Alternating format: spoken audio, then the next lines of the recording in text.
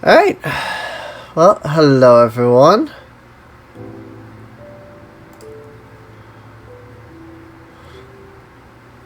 Oh, yeah.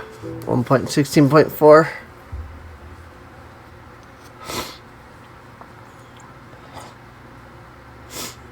Yes, Minecraft updated to 1.16.4 since the last time I played, which was the last stream, which was like 2 weeks ago. So, you know.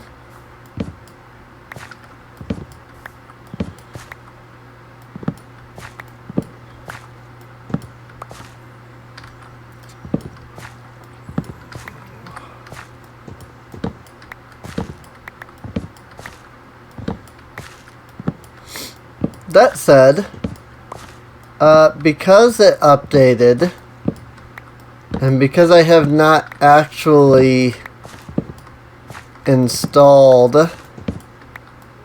the newest version of Optifine, hopefully the frames will be okay.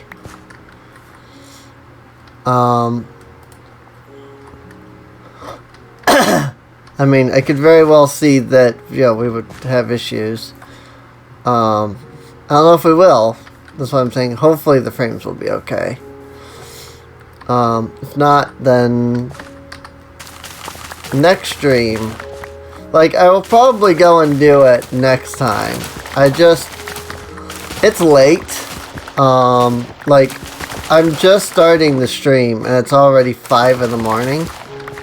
Because at about 11 today, or yesterday I guess, technically, oh whatever, but at about 11 I was like, hey, you know what I'm gonna do? I'm gonna go and I'm gonna take a nap because I am so exhausted.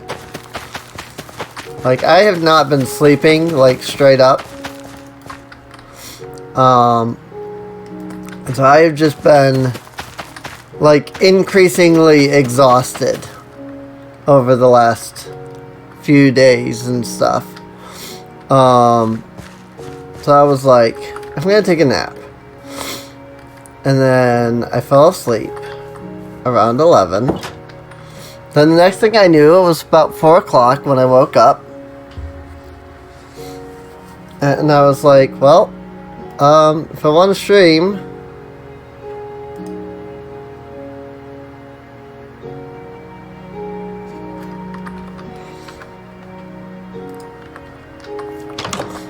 if I want to stream today, I gotta, start pretty soon here. And then, of course, whenever I stream, it takes me 10 to 15 minutes to decide what to stream. Like, every time. Like, I can never just sit down and be like, hey, time to stream, I have to sit here and be like, what am I gonna stream today? So I'm missing a torch. That was strange. Maybe I knocked it off like the last time I went and like harvested stuff. I do wish that there was some sort of auto harvesting setup in like vanilla Minecraft.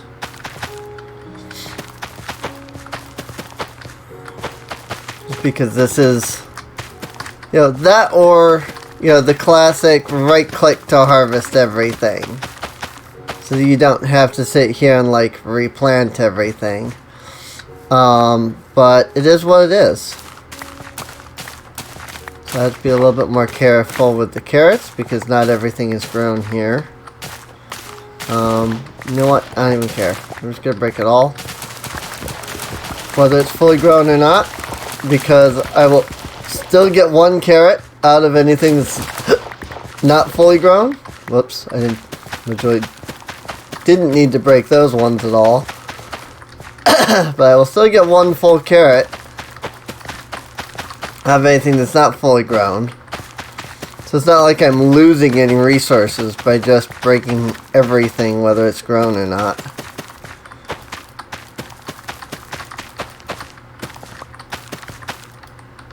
Darn it! Okay. The only one that, like, I shouldn't break is this, because there's, like, nothing even grown there yet.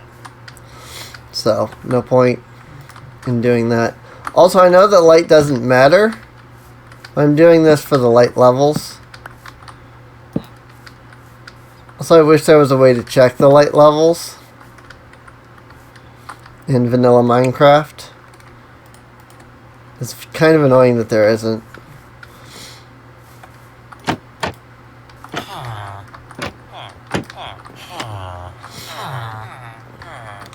Mending, fortune, farmer.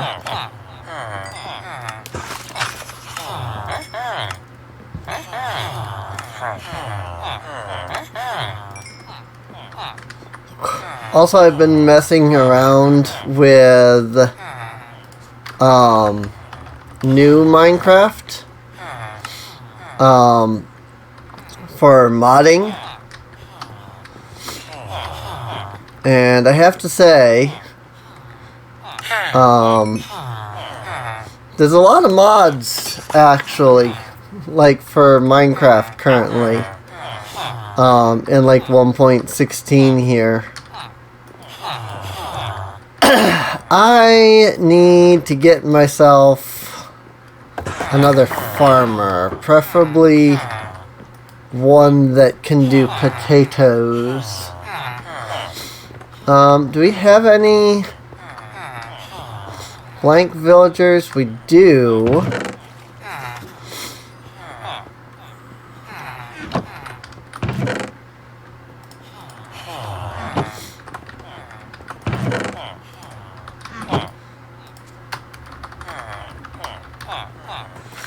Nope, I don't have enough to even make a full melon yet. Okay, never mind.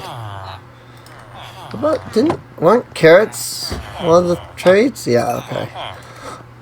Right, I think I usually do that to breed them.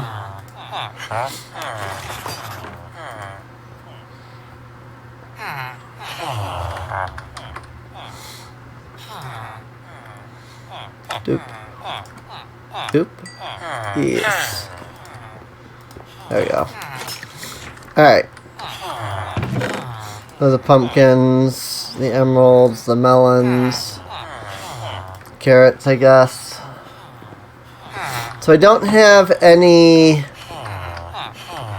like, bread or wheat or anything like that trades. Okay. I mean, it probably would be wheat, if there was trade. I love that system. Just like going down and underneath like that. Oh, those aren't fully grown yet. I was gonna say, I think there's usually more if once they're fully grown. I think that's true. I think there's usually more. I have a lot of potatoes, which is why I should get some potato, like get a potato farmer. Let's see, I believe it was, actually, what was it? It was fences, and, was it fences and slabs? See, I wish that I could look it up. But this is the one thing I have an issue with.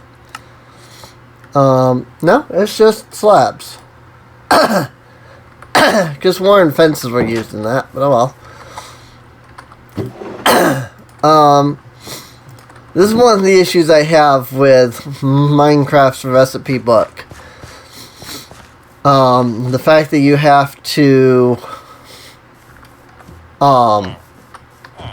like, gather, like, you have to be in a crafting bench before you can be like, oh, hey, look, I know what this is. You know, oh, hey, look, I can look up this recipe, you know. Like, I have to be in a crafting bench in order to look up the recipe. I don't need carrot trade. I need wheat trade. You have the same trades as probably your parents. I already have beetroot trade.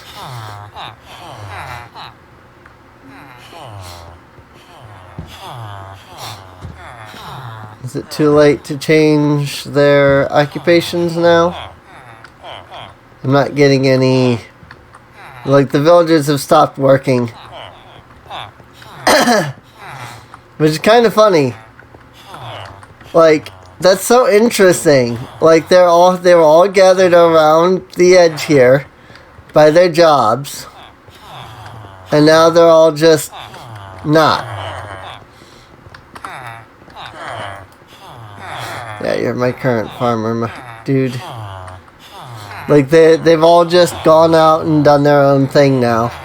So I'm going to assume that means that, like, work time is over or something. Like, maybe it's late enough in the day that, like, office hours are closed. Business hours, whatever. Once again, they're all gathering here at this crafting table, and I have no idea why.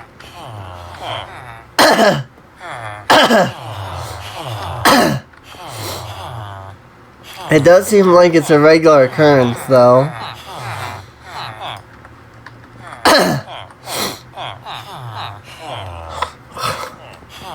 When they all just, like, gather here.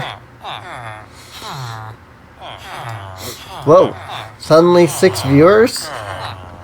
On a Minecraft stream? That's surprising. Yeah, I think it's just too late in the day. Like, none of them are coming back to the composter here. Which is really obnoxious. Because not late enough in the day that I can, like, sleep. But it's, like, too late in the day for them to, like, work, I guess. Oh! Carrots.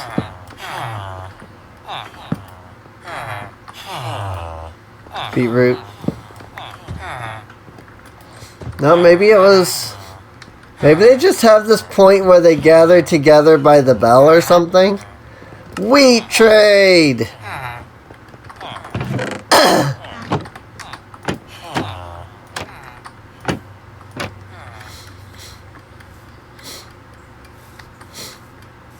It is about to become night, though. Let's be honest. Admittedly, oh no, wait. I wanted potato trade. 'Cause, yeah, I need the wheat. I need potato trade. That's actually not a good trade.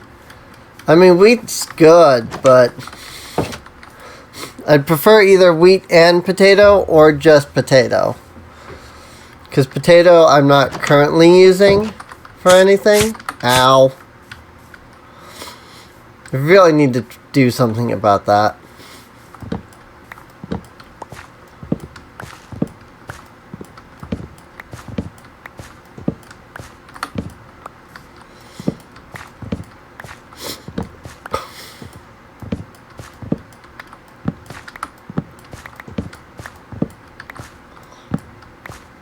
I really need to get like Silk Touch on a axe.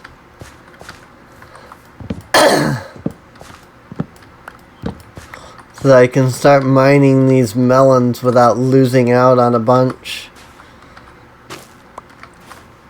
Yeah, that one was fully ground. And that one was ground. The rest are not.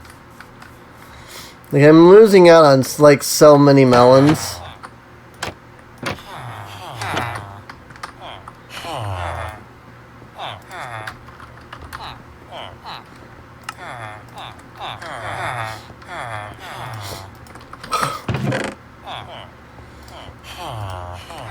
Oops, potion of fire resistance. Yeah, I'm losing out on so many melons regularly. Where's my farmer? Where's the... Let's see if I can get... I probably should have brought some potatoes. Oh, you're good already. Say, somebody become a farmer. Good grief. I want to get a potato trade. I'm assuming that's the thing. Potato trades. Because otherwise growing potatoes is going to be completely pointless right now.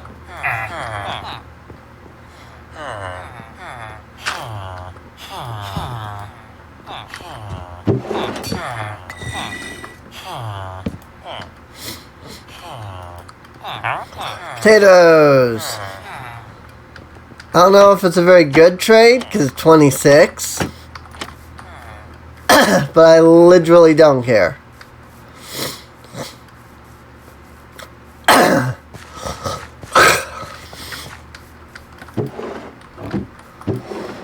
Like, look at the potatoes that I have. I'm literally not even concerned about whether it's a good trade or not.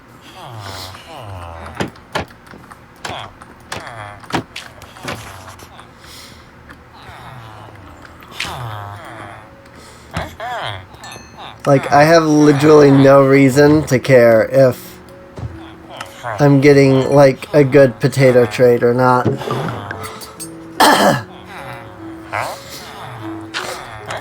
Pumpkins. I'll take that.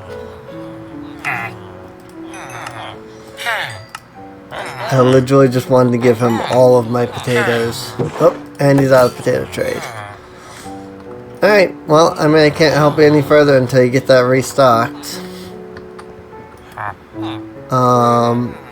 Yeah, this guy is doing the same pumpkin trade, so whether I give it to them or not, like whether I give it to this guy or the other guy for the pumpkins, it literally doesn't matter.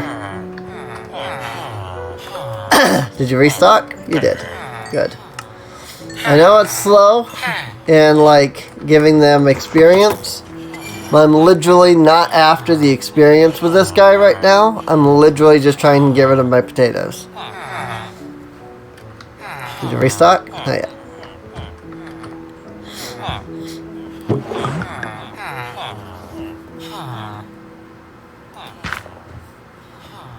I am waiting for you to restock, my friend. Because I need more potatoes trade. Nada. Nope. Maybe he's out of potatoes for today. Or out of emeralds for potatoes, rather, for today.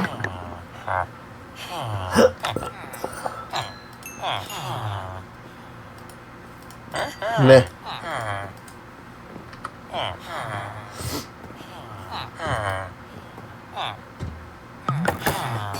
And he's got the melon trade as well.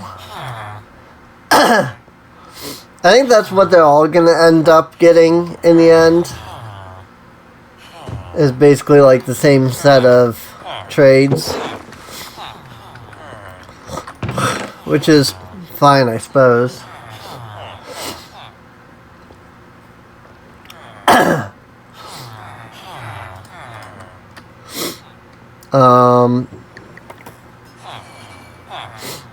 Like, look at these emeralds. I have many emeralds now, which is great. Alright.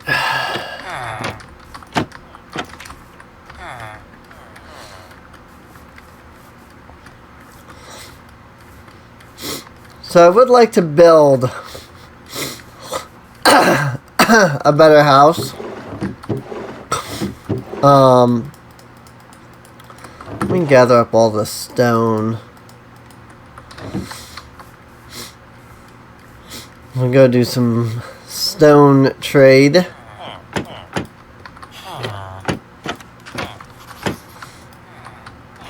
People might not think that, you know, a mason is really worth it. But if you think about it, like, what other material is like so easily renewable, you know?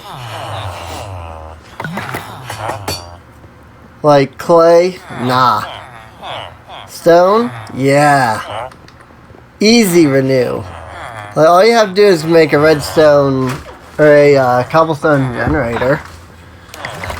And sure, it's probably a pain to sit there and mine the cobblestone continuously, but still. Like, you just build a cobblestone generator. And then you just mine some cobblestone. And eventually, you have stone. You know? You either mine the cobblestone with... That's not the mason. That's not... Which one's the mason? Can I remember which one's the mason? Oh, they're all gathering up at the front again. I think they just have like... Maybe they have like a lunch break or something. And they all like get together and just like... Lunch break time! And they all gather together up here. You're the guy. You're the guy. Here's a ball of stone. Got it. Wow, I had exactly the right amount of stone to get all those trades. But like, look at how much I got from that. 32 emeralds. Just from, like, just from cobblestone. Basically. I mean, it was legitimate stone, not cobblestone.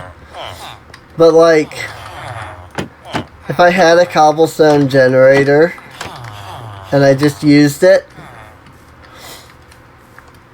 and then I just throw those into, you know, my automated furnace system that's over here, and my dual furnace system here, just throw them into there, and bada bing, bada boom, you know?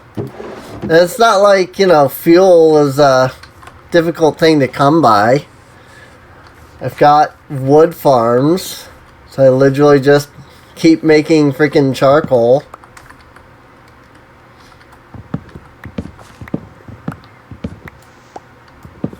Like, I literally don't even need, like, coal. Like, I never need to go mining for coal ever again.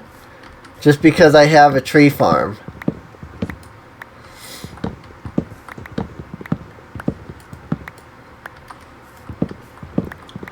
And the tree farm can just constantly grow trees, which I then smelt into charcoal.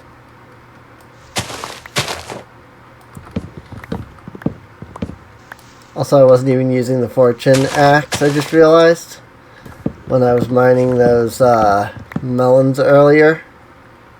This axe is about to break, though. There it goes.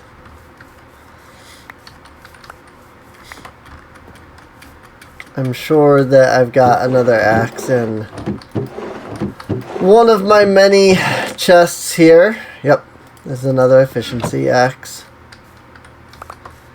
I mean, it's not like I couldn't just buy a new one. Efficiency 2, fortune. I literally have that as a trade. So I can't just buy more diamond axes.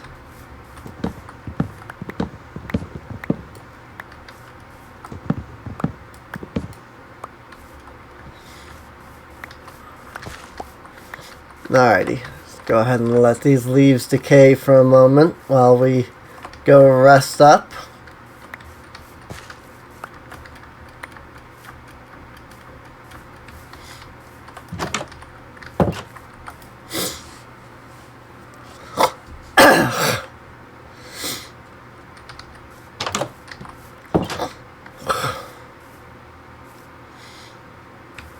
And, like, it's not like, oh, yo, I just have oak trees. I have birch trees. And I have spruce trees. Literally, the only one I don't currently have is the acacia. I really should go to my desert biome and see if there's like a savanna nearby. In fact, I should probably pop open Amidst real quick and check and see like if there's a savanna nearby or not.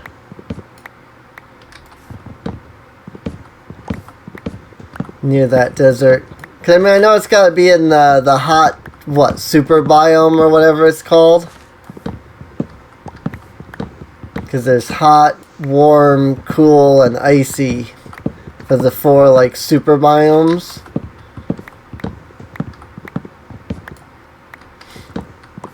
And the savanna grows in the hot, which is by the like the desert, where like the desert is. So going to the desert has a pretty good chance of there being a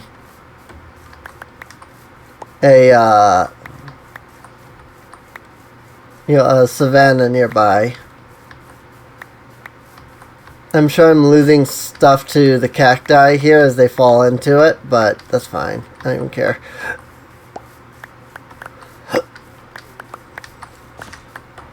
As long as I'm making sure to, re-rack my trees, as Jardoon likes to say.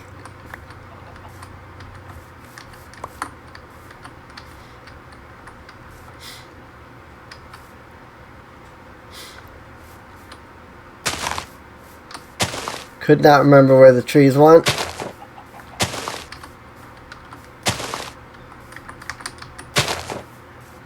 They're 1 away from the torch.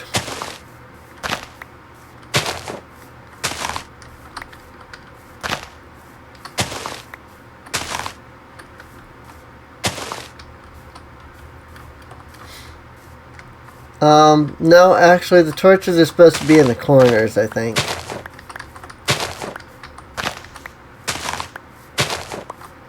Are they? I have forgotten how I set this up. I feel like I usually set it up the way that I just did. I don't think that's how I've been setting it up lately. I've been putting the trees in like the corners. Like this.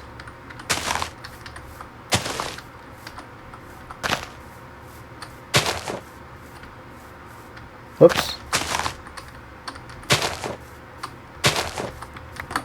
I'm just saying that because I happened to notice the one like piece of grass that was broken was like in like a corner area instead. I feel like I usually set it up that way though, where it's like that there, then the torch is there.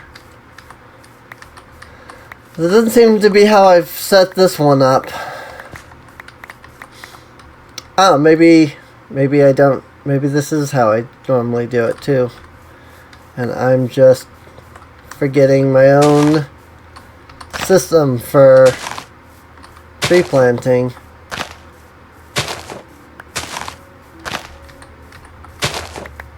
Which is very possible.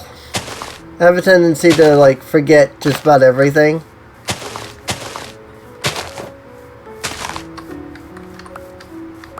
I forget reality half the time.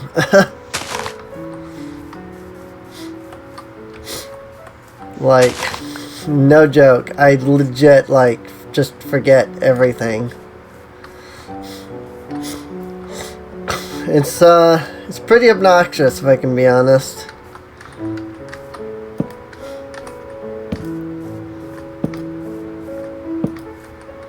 Just want to, like, expand out the trees by another batch here. I think they can grow even with the like ground right there.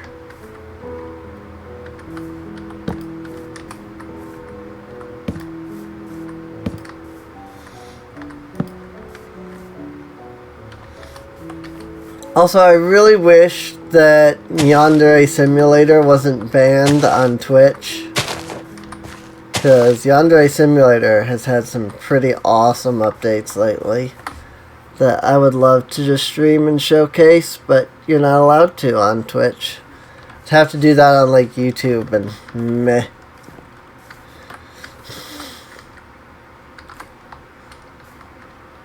Like, I'm not really interested in trying to stream on YouTube.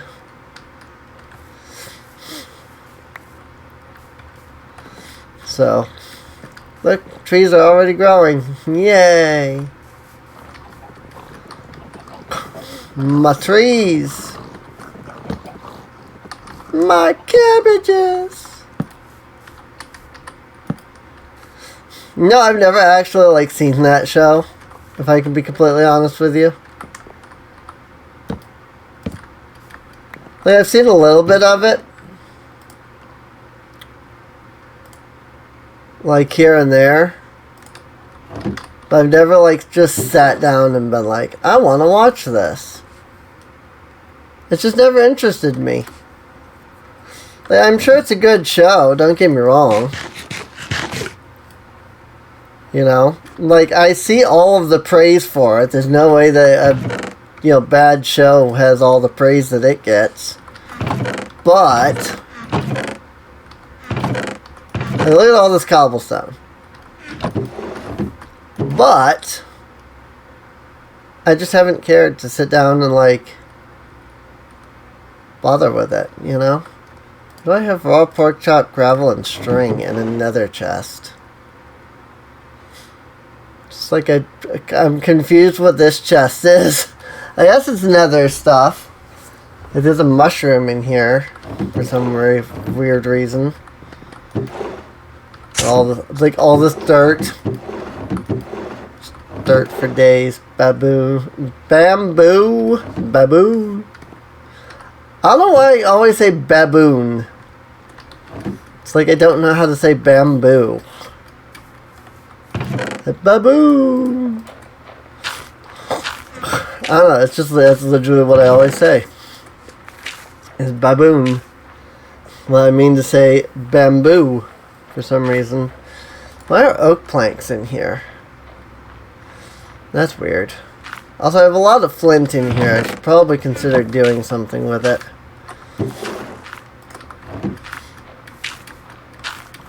Baboon. Let's put this in here and the blaze rods. Because, I mean, it's not like we're going to go do anything with, like, the stronghold or anything yet. Anyway. So. Let's go look at more potato trades. I like to get rid of my inventory of potatoes here at some point. You're not Potato Man. You're Potato Man.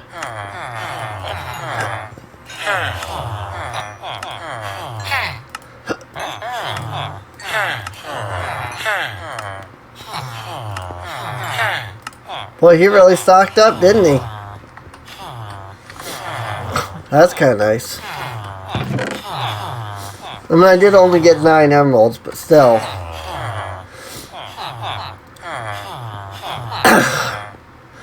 It's more than, nothing, so.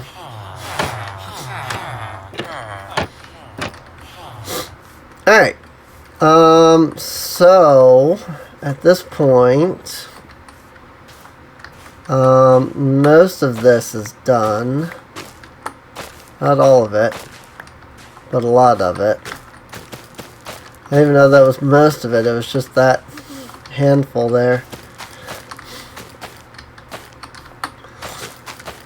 I don't even know they call that most. I do need to get more soul sand. So I do need to go back in the nether and get that at some point.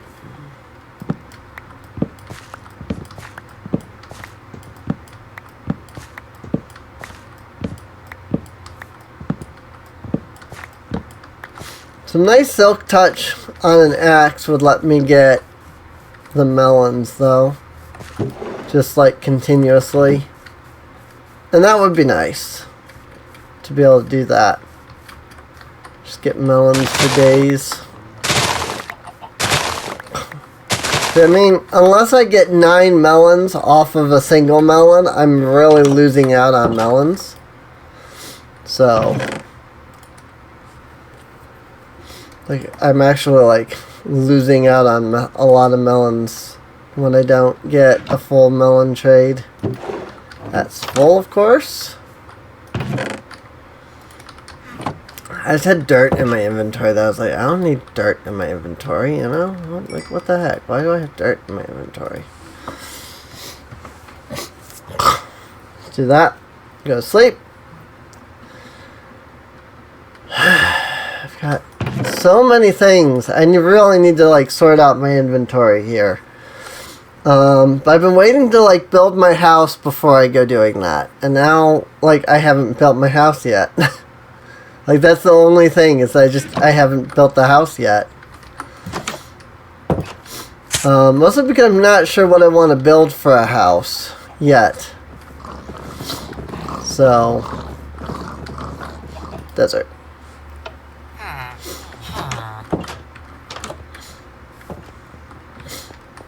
Alright. So now the trick is, I need to figure out where a savanna is around here. Probably the easiest way to do that would be to load up a midst and take a look. That's both sandstone? Oh, yeah, that's the path. I see. That's the like village walkway. Sandstone.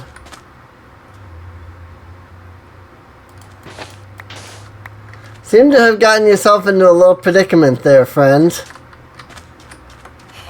Just saying. Whoa. Just know that I won't always be here to get you out of it. I'm just looking around just to see if I can, you know, see a savanna. Oh, hey. I didn't even need a midst. So I was trying to see if I could just find one without, you know, needing to, you know, open up a program. And I did. I found one right here. Told you there would be one right next to the desert. There's also a ravine that I almost fell right into. Because good grief.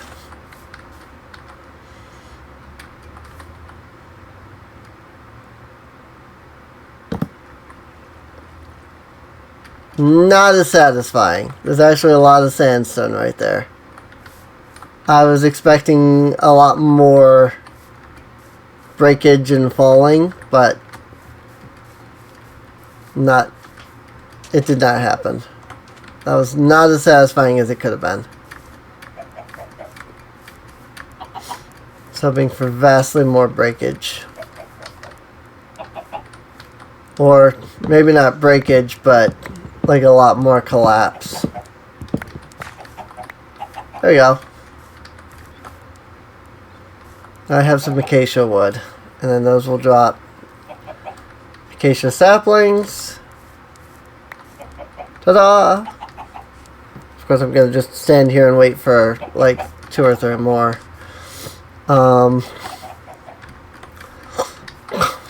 Just gonna wait a moment, see if this drops any more saplings.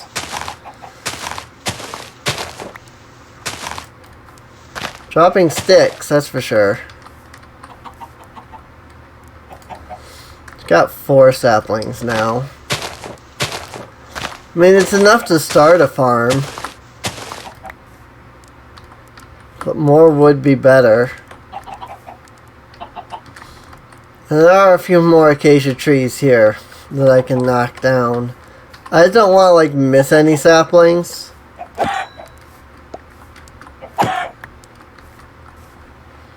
So, that's why I'm, like, sitting here waiting a moment. I think at this point I can basically decide that nothing else is going to drop from here. Like, just because the whole point of this is saplings. Like, I just don't want to, like, go run off and then it's like, oh hey, like 6 saplings dropped because I ran off early. You know? I come back and it's like, if I just stayed there, even like 2 minutes more, I could have gotten like all the saplings I ever needed, you know? Like, that is the worst feeling in Minecraft.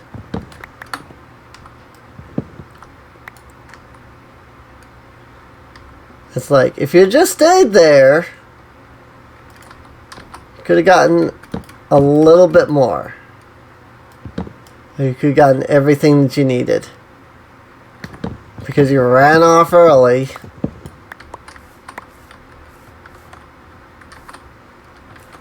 You got screwed over.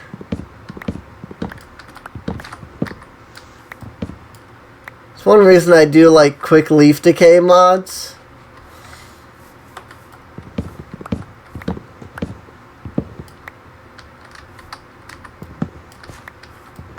Then, you know, the leaves just decay and you don't have to worry about it.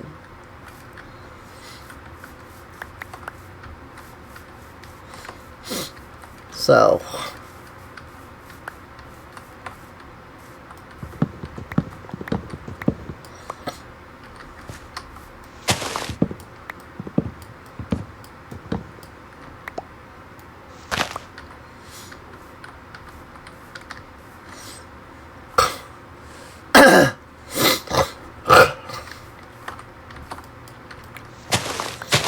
ugh.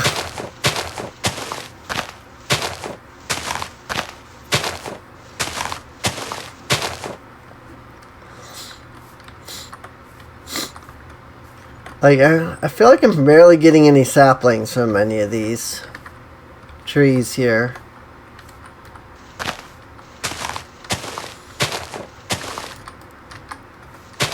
I know there's absolutely no difference between decaying leaves and hand-broken leaves.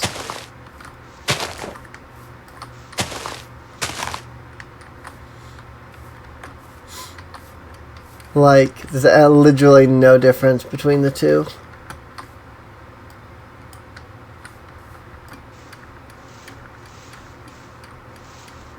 I was like, see like a sapling up there. I wanted to get.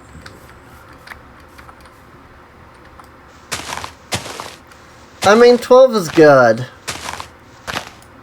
It gives me a 4x3 area of acacia trees. So, well, 13. 13 is also good. What about over here? There were a few that I just picked up.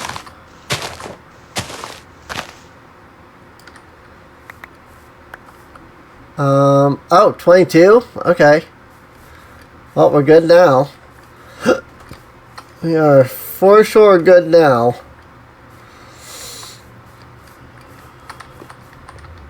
Let's just plant a bunch of saplings right here next to the lava.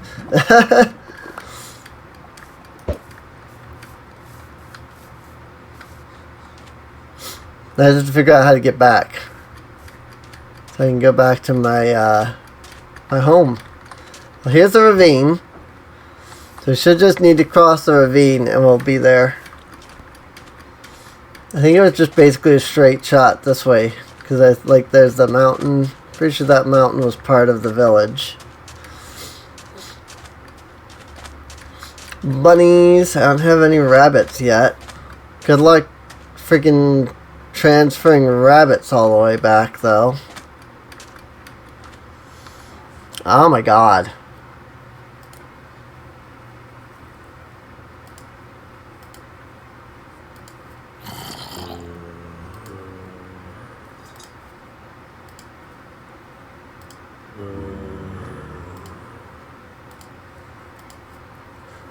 I wonder if there's a way to, like, blacklist, like, common phrases.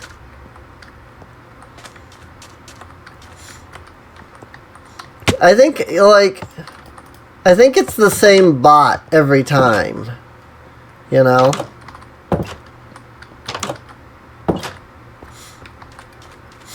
Like, it's the same bot, it's the same message.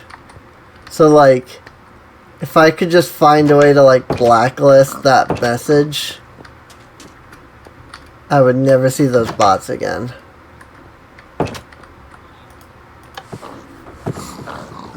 Can ban words. I mean, I know you can ban words, but it's like whether you can ban like entire phrases.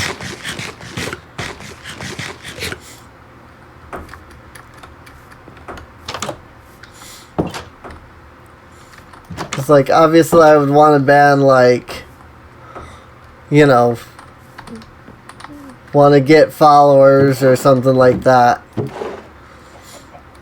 Whatever the common like phrase is that those bots use. They always say like it's always the exact same message. So, Acacia. Put those in there. Put those in there. All right. Now let's plant some acacia saplings.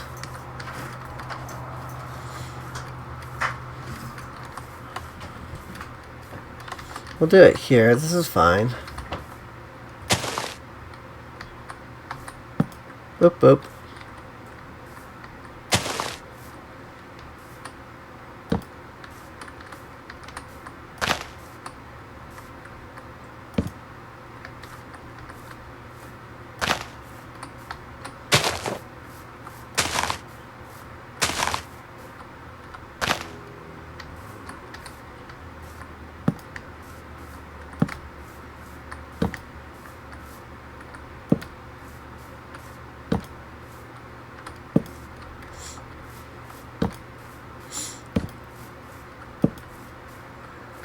Unfortunately, the bots have gotten smart enough to not actually post a link to their, website, because their messages get auto-banned. By most streamers for putting the actual link in. And the people that make such bots have realized that their bots will get banned.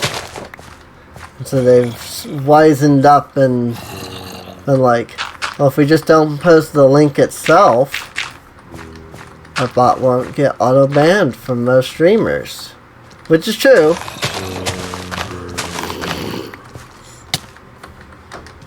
Still, I wish there was something that Twitch could do about it. Like, I don't know if there's anything that Twitch can even do about it.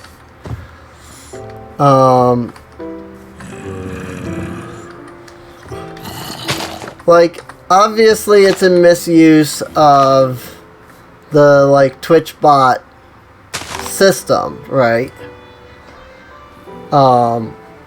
Whatever, however that works. I think it's through, like, IRC or something like that.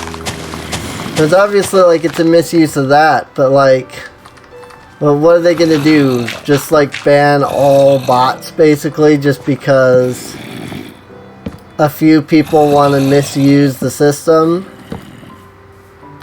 You know?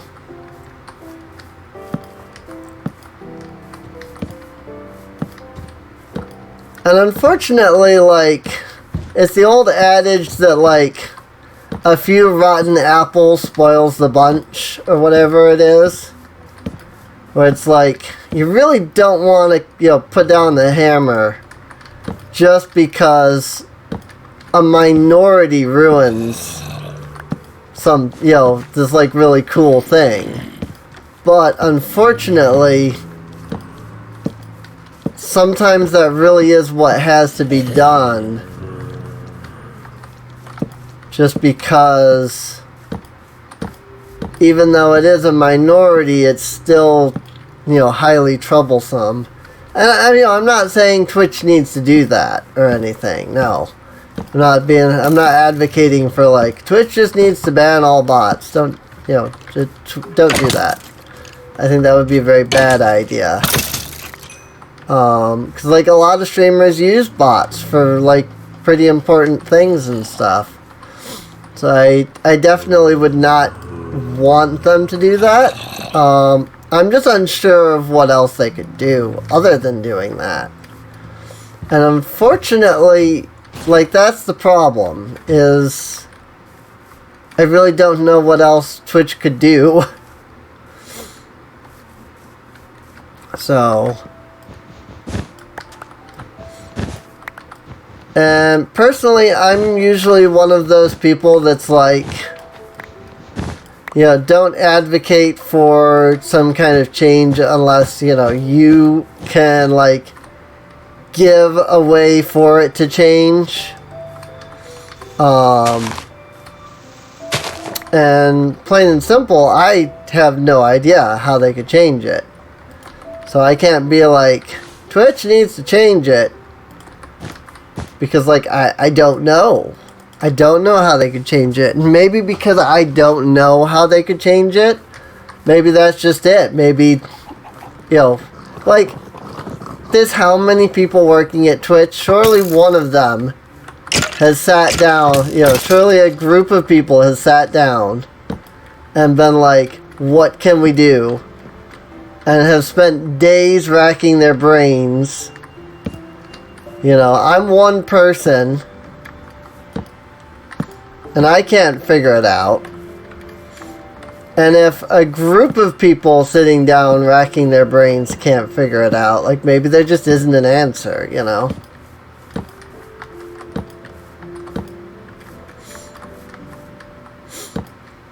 Now, I know a bunch of people will be like, yes, but Twitch has made dumb decisions. I mean, yes, Twitch has made a lot of dumb decisions. I think that if they were to go in and, like, ban all bots, that would be that people would herald that as a dumb decision. So obviously, again, I'm not advocating for that. I'm just like, I feel like there must be a way, but then I think about it and I go, I can't think of anything. So it's very possible that there just isn't a way, you know? Maybe there just isn't. Maybe this is just, you know, maybe there just isn't something that can be done about it. Which is fine. If there isn't, there isn't. I mean, we can sit here and debate all day, you know, about whether or not Twitch needs to do something. But if Twitch can't do anything, then they can't do anything about it, you know?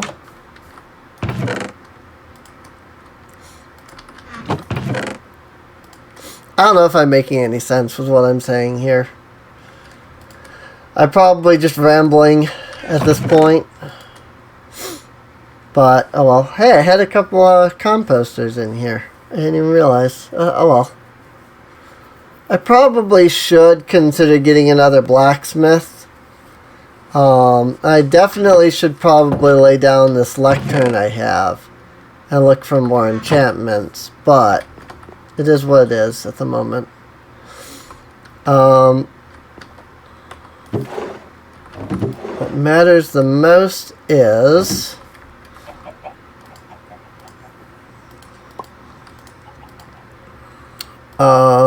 that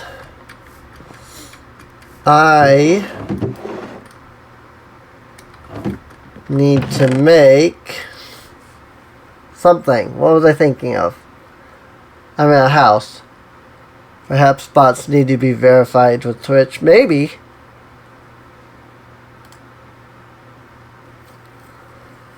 But I don't know.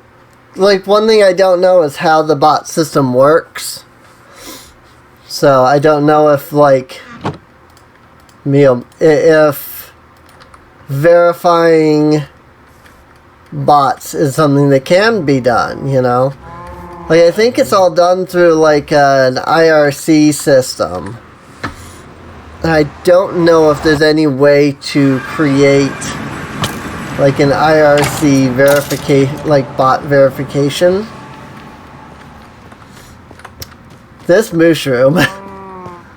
I'm just gonna leave this mushroom in here, just saying. But every time I come in here, I go, that mushroom right there. I came in here for something, and I don't remember what. I needed more soul sand. I don't remember where the Soul Sand Valley was, though. I think it might have been this way. Getting down from here is always fun. I don't remember where the path is that I made to get up here. Because, like, obviously I made a path somewhere to get the mushrooms through. I couldn't tell you where it is. Like, at all. I know it must exist.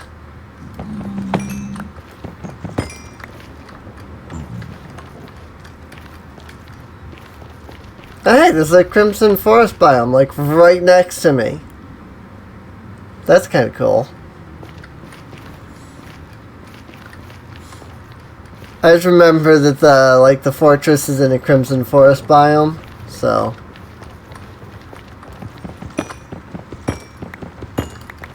But yeah, I'm here to get more soul sand. Which I'm probably going to need a Soul Sand Valley for.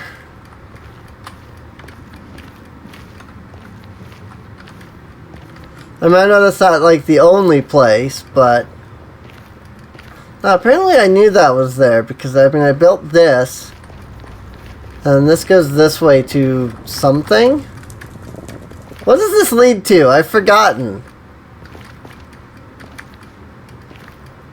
Like, here's the torches. Torches go this way. Apparently I didn't bother to mine the quartz along the way. Which I guess is fine. I have 45 levels. So I don't really need the levels.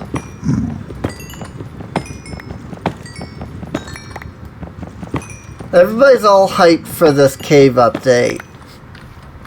And so far, the cave update has produced nothing useful.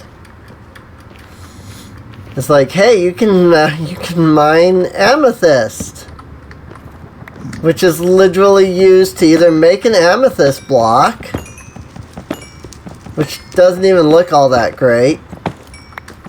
Granted, that is subjective. I'm sure there's people out there that are like, yeah, this looks like a great block that I'll build with. I think it looks like a weird mess of a block. We've got copper, which literally has no purpose other than like the spyglass.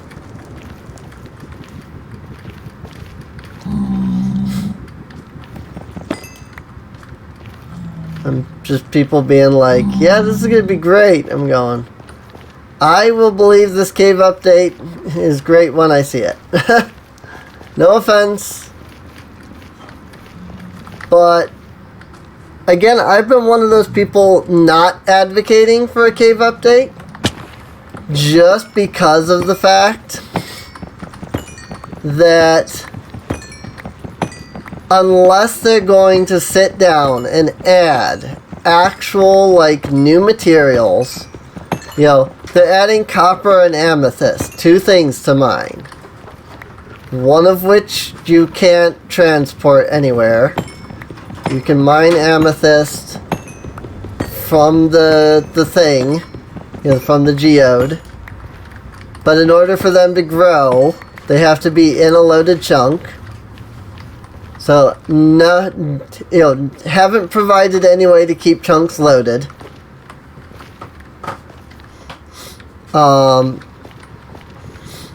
They have added, you know, again, they've added a thing that only works if you keep the chunks loaded, which is it's a bad idea, just straight up. Ah, okay. This was leading to Soul Sand Valley. Cool. Still got torches still going further though, so I'm sure it leads to something else than just this. But all right, mending on my pickaxe. This is what I'm mostly here for, so.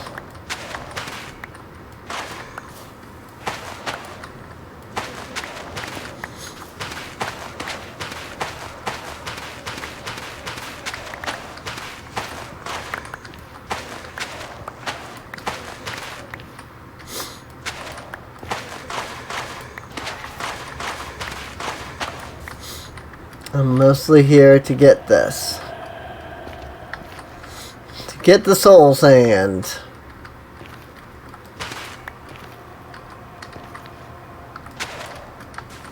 From the Soul Sand Valley. Yeah, I figured that was just death. You think we have keep inventory?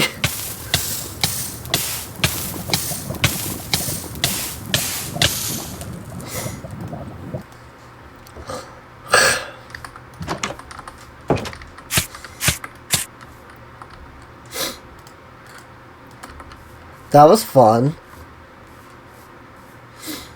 I just meant to collect the one block.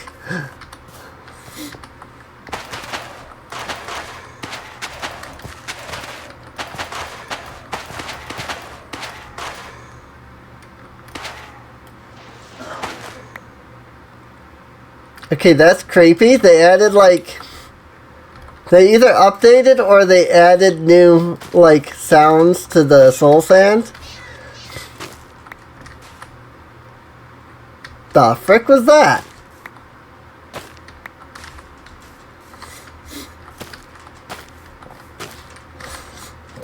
Maybe it was one of the villager cats getting stuck on one of the cacti or something. It sounded like something was in pain. But I don't know what.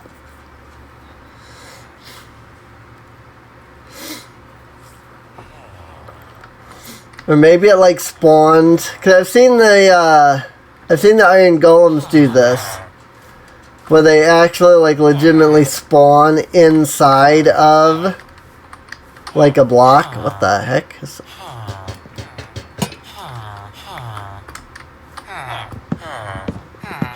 The heck happened here?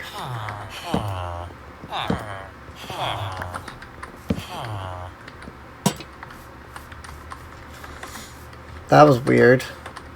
Also, I don't have this area lit up all the way around. I have a couple of lanterns here and there, and then that's it. Like, I need to get more lanterns and light up the area all the way around. I think I have a villager that does lantern trades. I just need to actually, like, check.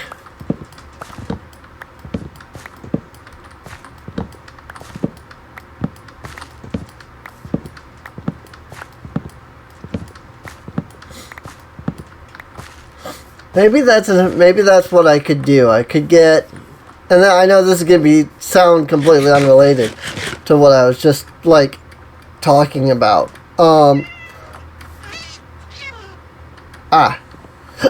Cat on the sweet berries. That's what that noise was. Maybe I can get a villager to do a silk touch trade. I don't know if they can. I assume they can. So maybe I can get a villager to do a silk touch trade.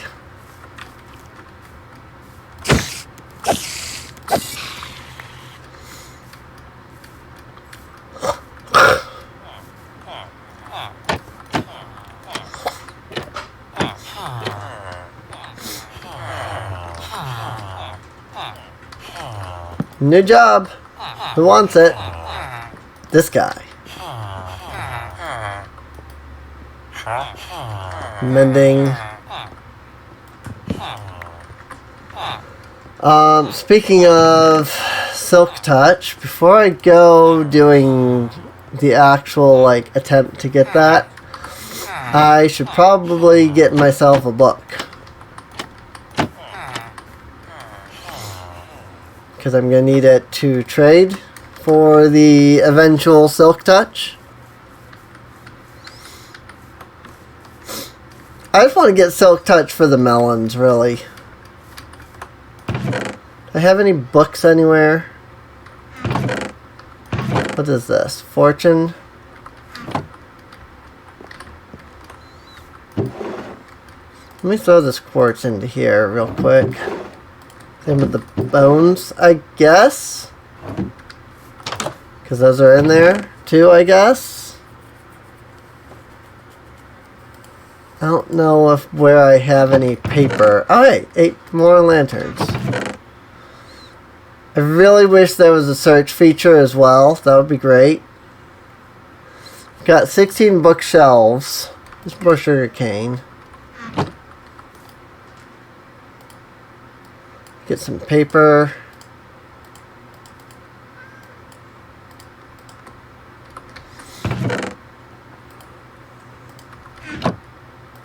And then some leather. Am I remembering wrong? Or was there once a recipe where it was 2 pieces of leather and 3 paper for a book? I have this vague memory that that was a thing a while ago. Like several updates ago.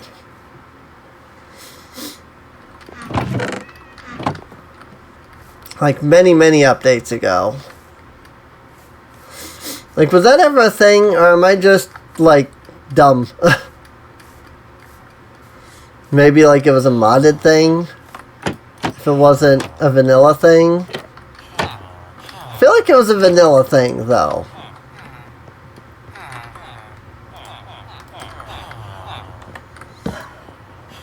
But I literally don't remember.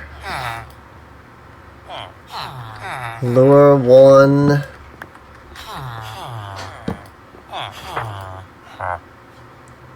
Infinity's not bad for a bow. I don't need it right now. Fire aspect is worthless.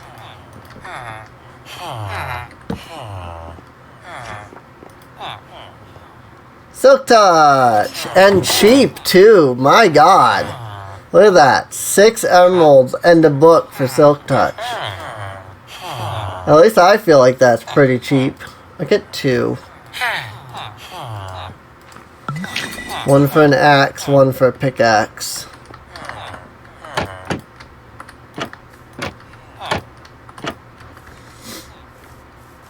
I can put that on my axe. I should consider maybe getting mending as well. I do have a mending boyo. But now I can put the axe and silk touch. And then now because I have a silk touch axe, now I can come and with my silk touch axe, I can mine melons.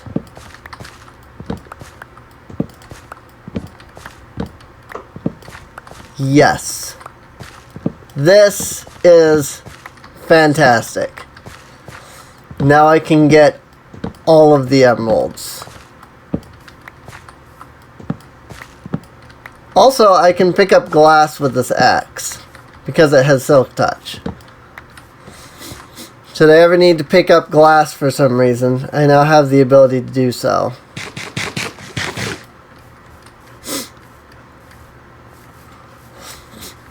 Which, let's be honest, is probably a thing that I will need in, you know, construction and stuff. As I build more, I'll probably need to get more. But yes, silk touch is great. No, melons. Look at that! So many more emeralds. Just because I automatically have the freaking thing now. So that's great. Pumpkins. What I do need to do is I need to buy a name tag off of one of my librarians. 20? Good grief. It's extortion!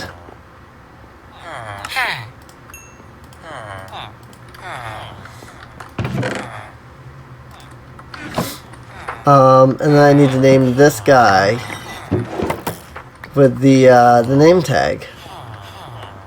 Of course, to do that, I need to put a name on it. Stop placing down torches.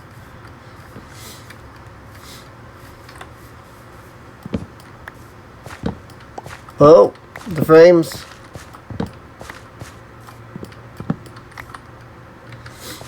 This is why I don't understand, like, streamers that are like, oh, the frame rates of video games. It's like, video games have frame issues, just plain and simple. Silky McGee is what I'm going to name him. I'm going to name him Silky McGee.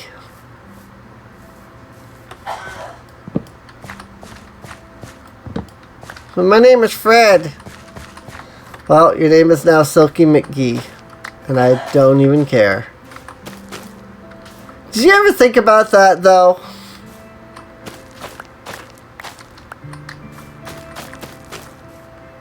Like, you get a name tag. And you name somebody with a name tag. Like, they probably already had a name this entire time. All you had to do was ask.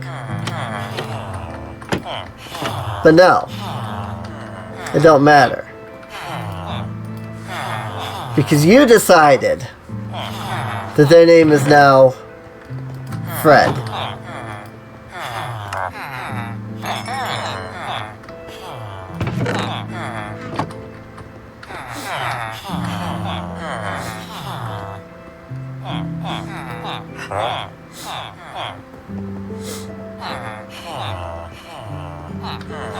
There is mending. Books for emeralds.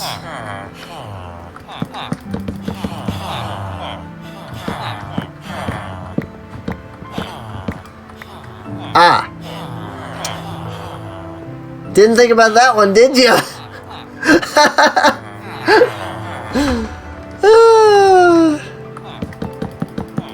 Didn't think about that one, did you?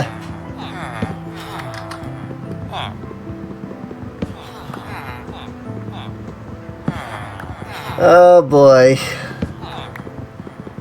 That was great. Not gonna lie.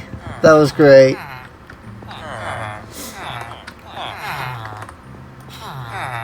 Mending Boyo. I don't know how many books I got back off that, or how many emeralds I got back from that, but it is what it is. So, why is that over there? There we go. Alright.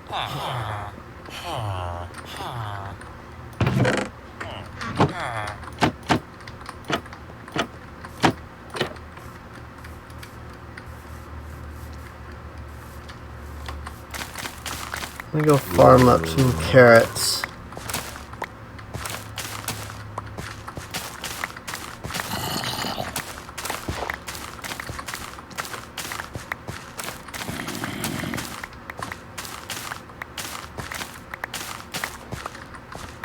And then we'll use our carrots in the morning to do a little bit more villager breeding, because there's still space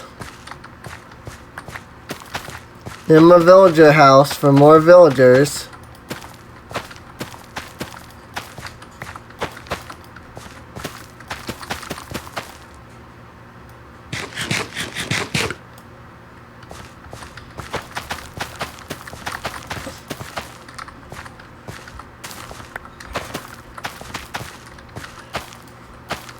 Just gotta get them, you know.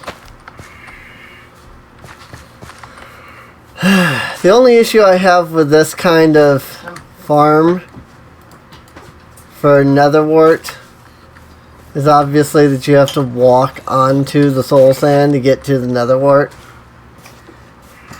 I could do a different kind of farm But then it would ruin the aesthetic of, like, all of my other farms. Got some gold armor off that.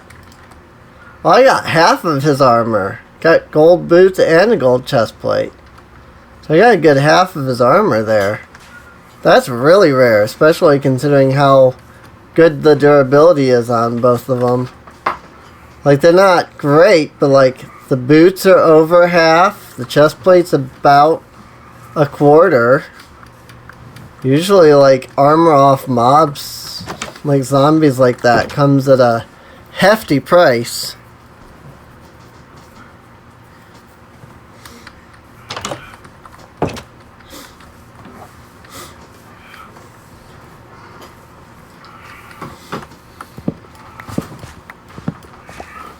But I should buy myself a mending book for this axe. Because, like, I mean, it's not like I'm going to put any other enchants on it. You know, I've got efficiency 3. Or, well, 2. I'd like to get efficiency 3. But for that, I would probably have to start all over again. So they've got the silk touch on it. Or maybe I could buy another efficiency 2 axe. Let's see. Let's do this. Where's the books? Here they are. Mending Boyo, where you at? Fortune. The only big issue with this setup is that you're constantly searching for the villagers. So there's the mending. Let's see. Who has the axe? You do. Diamond axe with efficiency 2. I really should put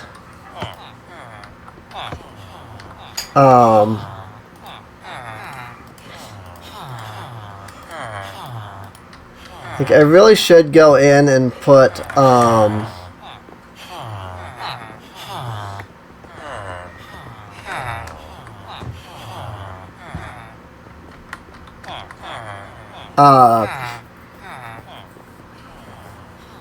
I have no idea what I was trying to say just there. I've completely lost track of my thoughts there.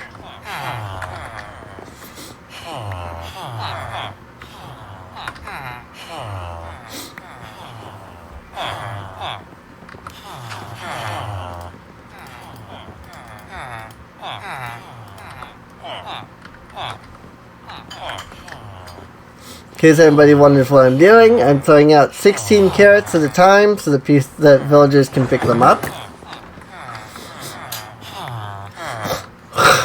Because villagers can hold an inventory of 16 food.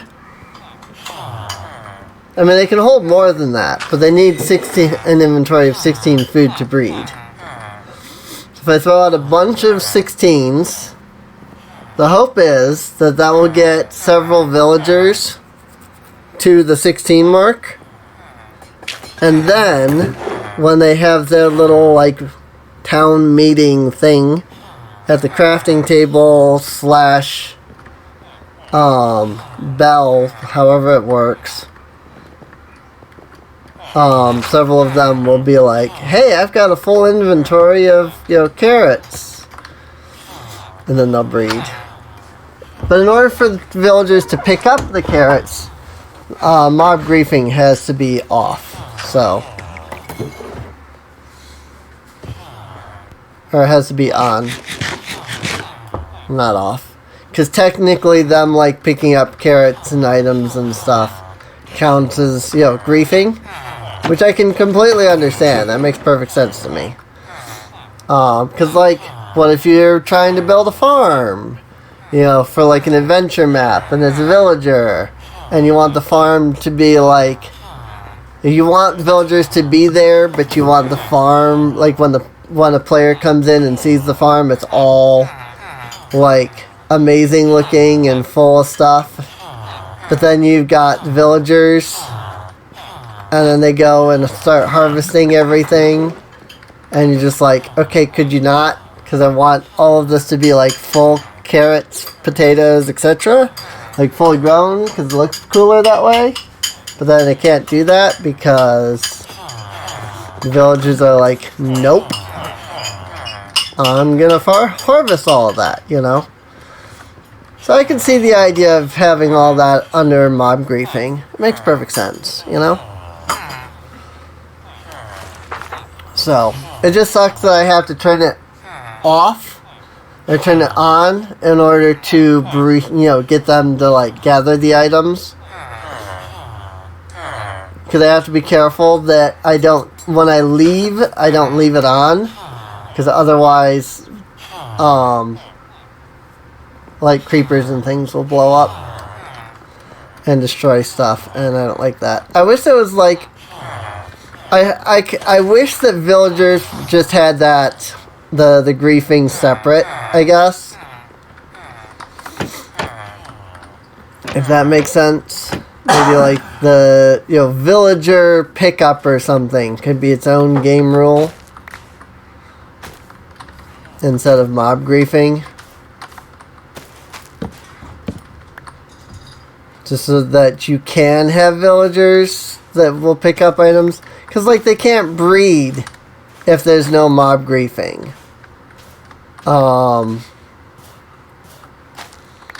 Because they can never, like, pick up the items that they need to fill their inventory and thus breed with other villagers. So, which means that anybody like me who would normally play with mob griefing off just to avoid Enderman and Creeper griefing has to have that as an option. Like, has to have cheats on just to turn that on and off. Which, now that you can actually, with 1.16, you can create worlds automatically with the game rules on or off. Which I think is a great idea, by the way. I'm not, like, saying that's a bad idea. I think that's a great idea. But because of that, you might not know that, like, villagers are under that. And so you might turn mob griefing off before you create the world, but then you don't turn on cheats. And then you find out, oh crap, you have to have mob griefing on in order to, like, have more villagers.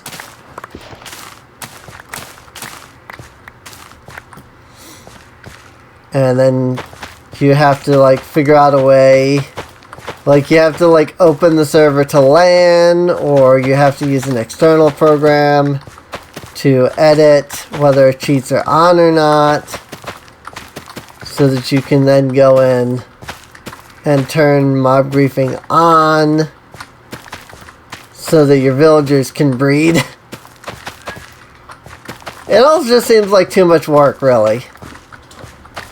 That's why every world I make has cheats on. Like, unless you're playing in Bedrock, it doesn't matter, because, like, all the achievements are earnable with cheats on. So it literally doesn't matter if you have the cheats on or off. Now, in Bedrock, that's not the case.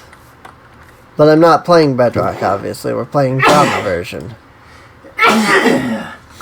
So I don't know. Is that obvious? I don't know how obvious it is that somebody is playing one version versus another version.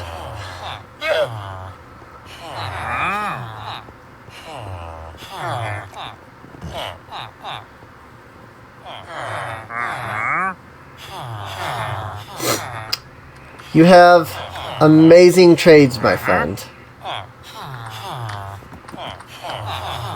They are only the most fantastic of trades. There's absolutely nothing wrong with your trades at all. Nothing at all. They are all fantastic and absolutely perfect. I noticed when I came in that there were carrots on the ground, which means that villagers have been trying to throw carrots to each other. Yay, there we go. We got some villager breeding. So yeah, I think mob griefing just has to be on while they're like breeding, basically.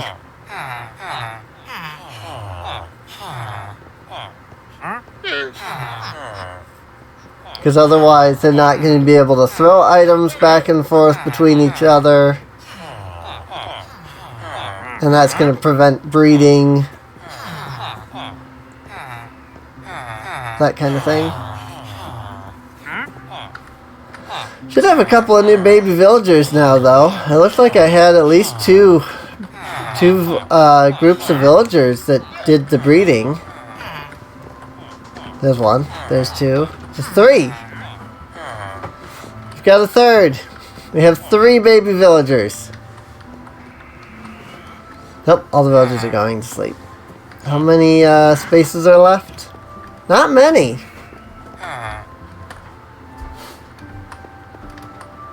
In fact, we've got this guy who really wants this bed. But the baby wants that bed too. So we can account for that bed. This villager is floating. There is 1 bed open. There's a whole 1 bed left. That is really interesting. I think this villager has finally realized that there's an open bed and is going to it. Yeah.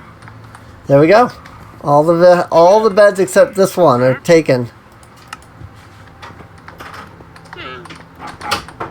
Cool. I mean, that does mean that they can still breed one more. One more baby. But I'm not going to worry too much about that. Like trying to get one more villager to breed, you know.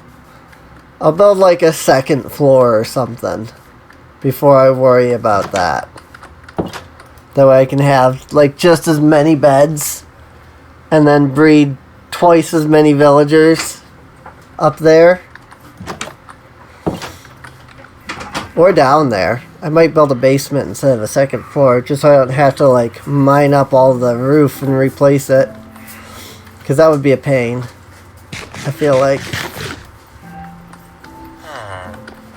But then I feel like building a basement would be a pain too, because I'd have to dig up the ground and dig up underneath it and that kind of thing. So I mean, I'm good with how many villagers we have. We got, I think, 3 more baby villagers out of that. So, got 1, 2, 3... Yeah, I've got 4 more spaces for items. So that's still these 3 villagers here aren't going to have any jobs right now. But that's perfectly fine. I'm not sure yet what I would want to give them for jobs anyway, so.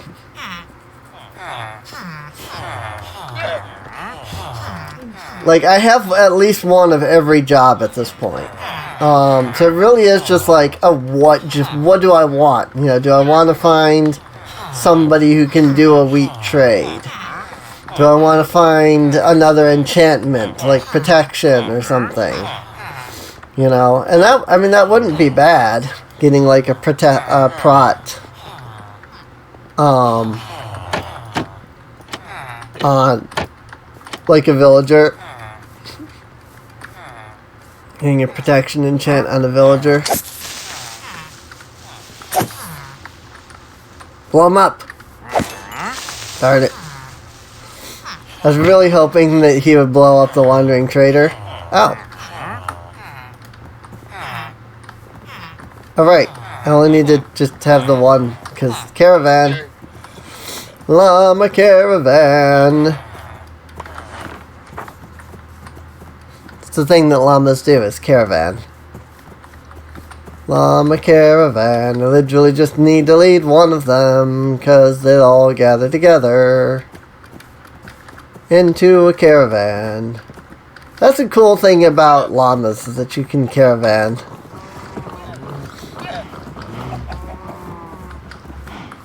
can create a llama caravan.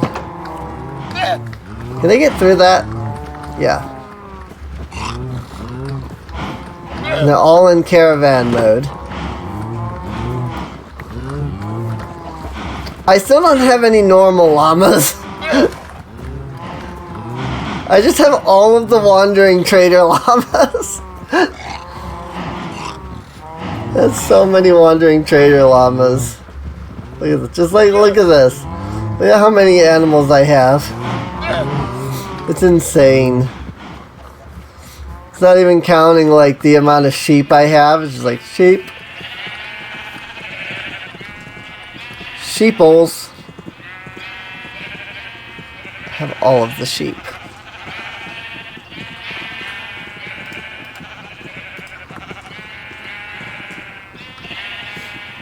Just in case I want to use that as like a screenshot for the thing. For the stream. Although I suppose I could just do F2 to take a screenshot. That would work too. I feel like we've done nothing this episode. But also we've done a lot this episode all at the same time.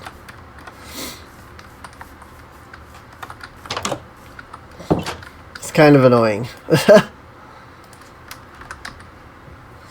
What do I need for an observer block? Cobblestone, quartz, and redstone. I definitely have all of that. Quartz. Cobblestone. I don't remember where my redstone is, but I definitely had a thing where I put redstone. Here it is. Redstone.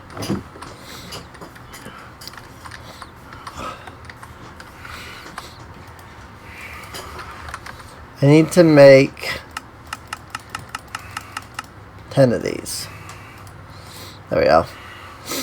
I also need to make a piston. Which I need iron and wood.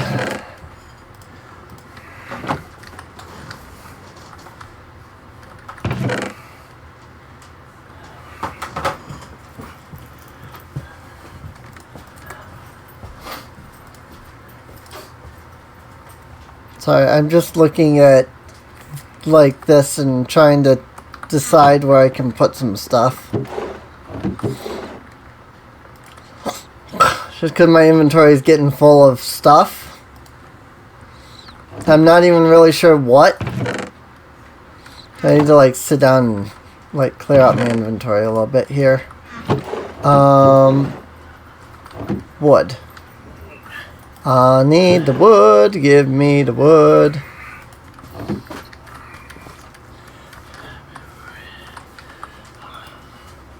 And the piston. I'm gonna need 10 of those.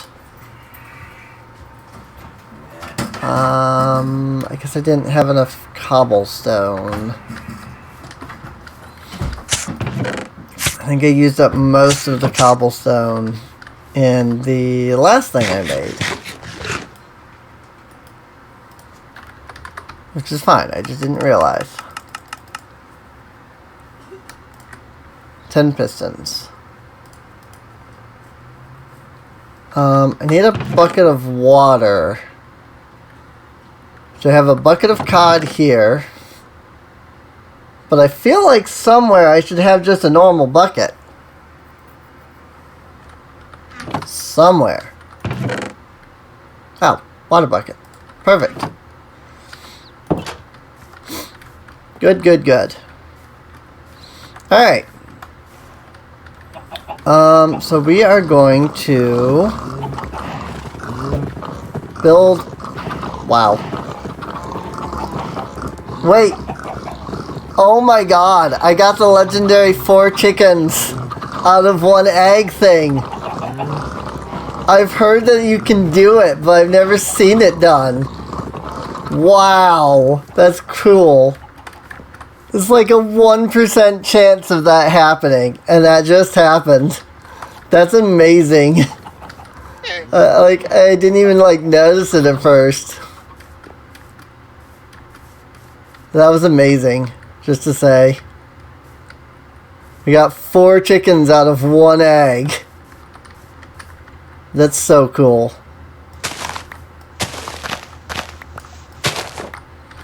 I need hoppers, I just realized. I might need more iron for this.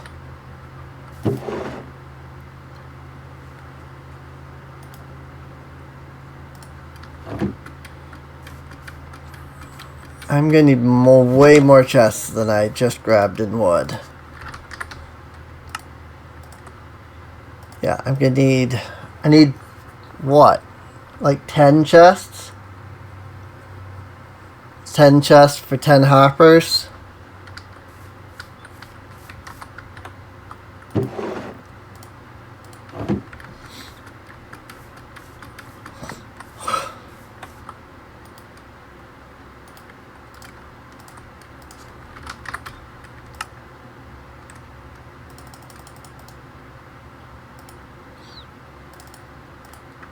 That'll be enough. So we've got 12 chests. I need to make hoppers. I can make 4 hoppers. I need more iron. I was right that I was gonna need more iron. Do I have iron? Have no iron. Have an iron farm. I want to use my golems. I currently do not have enough iron. But that's fine, I guess. You can still make everything else. And we can set up everything else.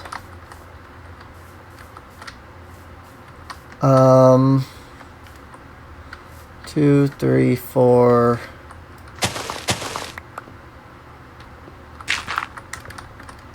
Like that. That's how I want that. And then 1, 2, 1, 2, 3, 4, 5. Oh good, I don't even have to like mine anything down here because I've got the cave here. Which is probably here too. I've probably just filled that in. So, I need the hoppers down below that. The observer blocks need to be 1 up.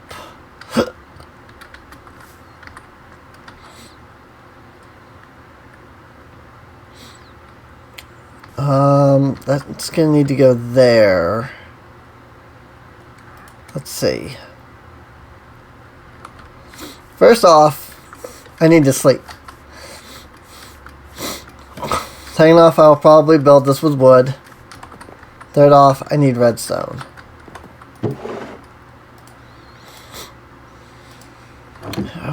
Is 64 gonna be enough?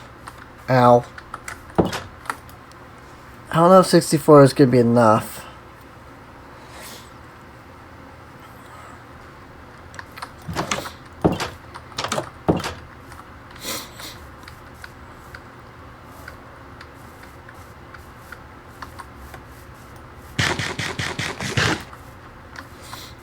Let me grab some wood.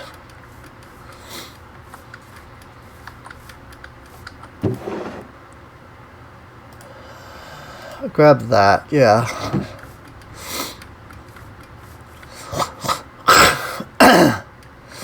That's that I actually need to move these forward a bit.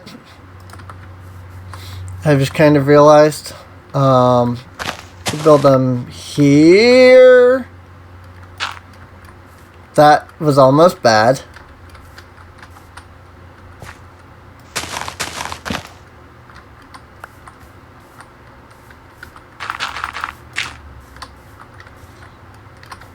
Here and here. Like so.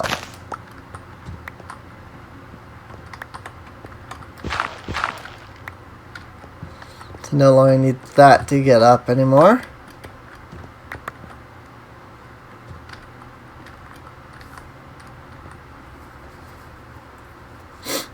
Well, that's an interesting little predicament there that I have.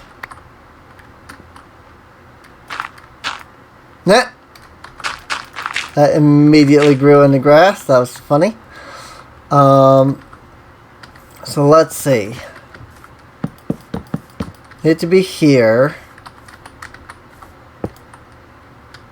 Nope. Have to place the observers backwards. Nope. That's also not right.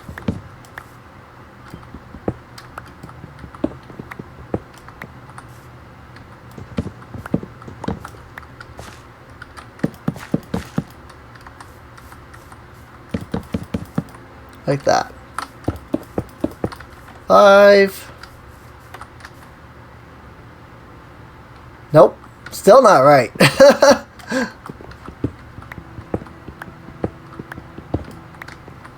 Because the pistons need to go right here.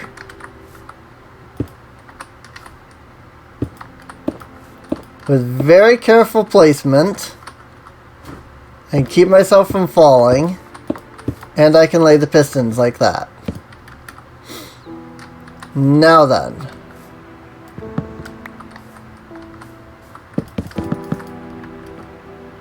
This is why I need to like build it further back.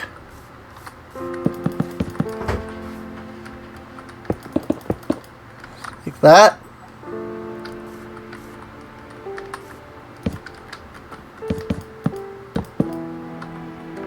And the redstone like that, which will then power the block below it, which then should send the signal into the piston. If I remember how to do this properly. Like that. Now for a test.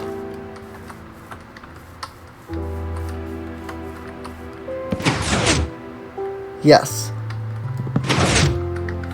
Yes. They're all firing. Cool. That works. Awesome. So just like that. So then I just need to put the hoppers at one layer below. Right there.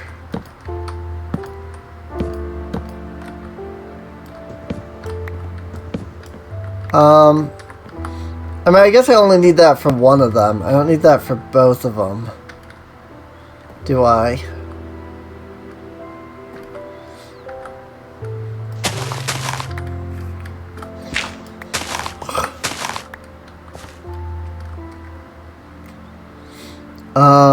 Doop-a-doop-a-doo.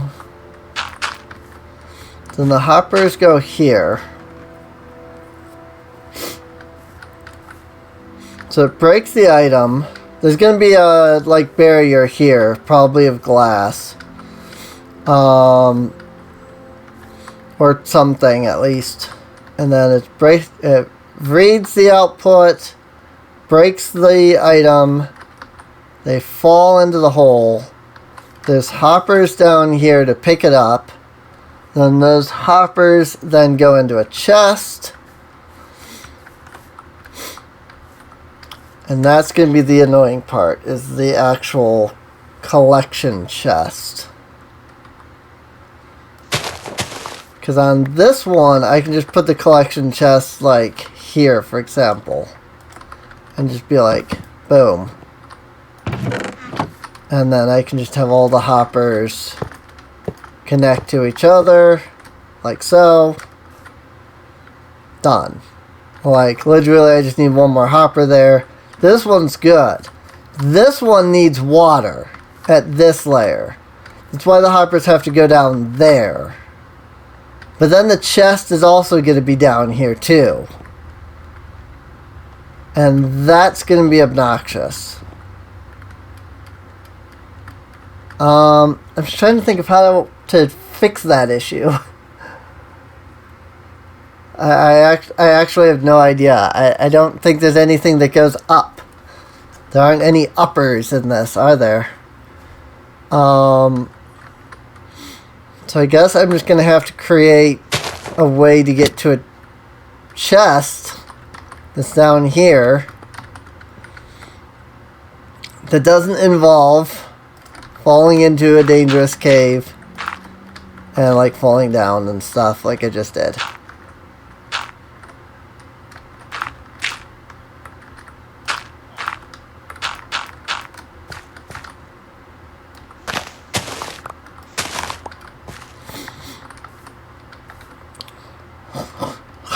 And then the chest.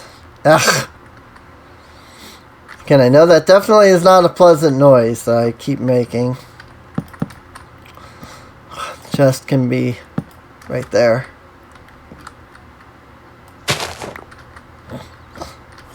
Just like that. Then even if I fall into here, I can still get out and it's fine. It really is just a matter of securing hoppers.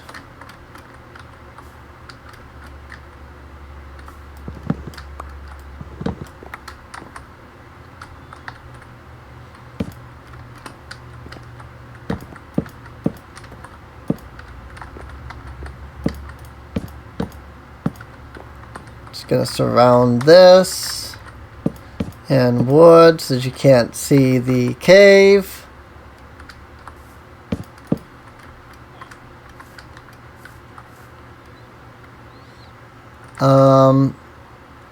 The water is going to flow over here, isn't it? I need to extend this out by one more, as I have just come to realize.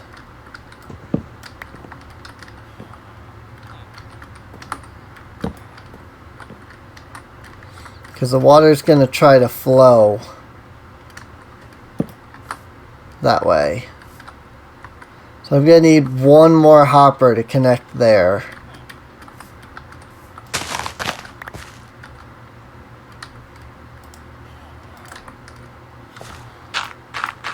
That shouldn't be an issue. Just like that. Okay. But then I just put a... So I need one more hopper for that. So I need 1, 2, 3, 4, 5, 6 hoppers. So I'm going to need 6 more chests. Or I'm going to need 6 chests. I have 4 chests. So I need 2 more chests. I need water and I need enough iron to make the hoppers. And I could sit here and probably fight the iron golems, but where's the fun in that?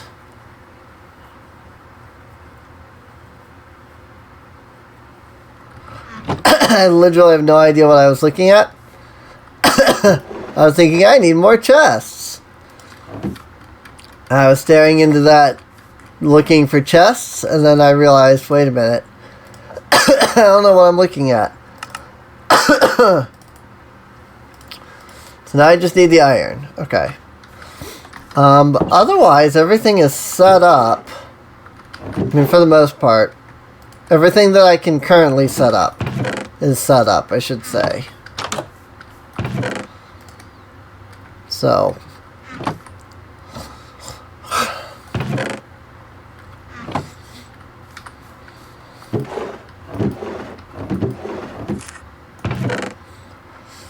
I really didn't mean to do that.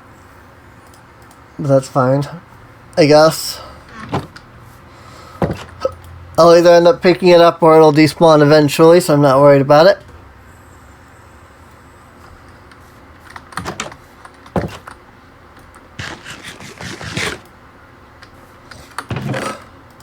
I picked it up. That's fine. So yeah, I just need the iron then at this point. Let me dump... Oh yeah, I need to do the thing. Keep forgetting. I want to do the thing. Efficiency 2 with the efficiency 2, making efficiency 3. And the efficiency 3 with the mending boil to make efficiency 3 silk touch mending. Fortune 3 in mending. Fortune 3 unbreaking 2 in mending. I don't have mending on the sword.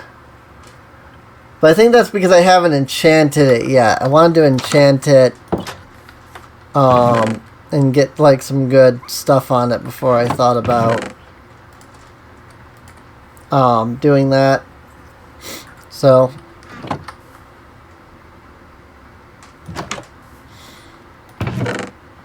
I have chests in here. I mean, it's not like it's a big deal, but I had one chest in here, so I got one chest too many out of that, but that's alright. I don't even care.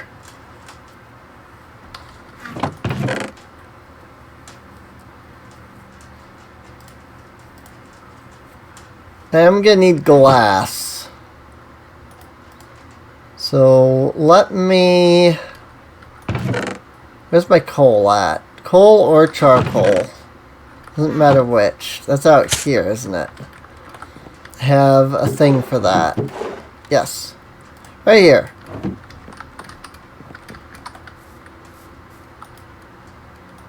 Half that, put that in there, put that in there, put that in there, put that in there. Put that in there. Put that in there. Okay. Got some glass going. Because I don't need sand for anything. So got some glass going. Let's see. Don't need this redstone anymore. Throw that in there. I guess I had more than enough. I only just needed just the 10 pieces, so. Just trying to sort out my inventory so we can go mining. Pumpkins and things. Those can go to the villagers, actually. These, like, pumpkins and things.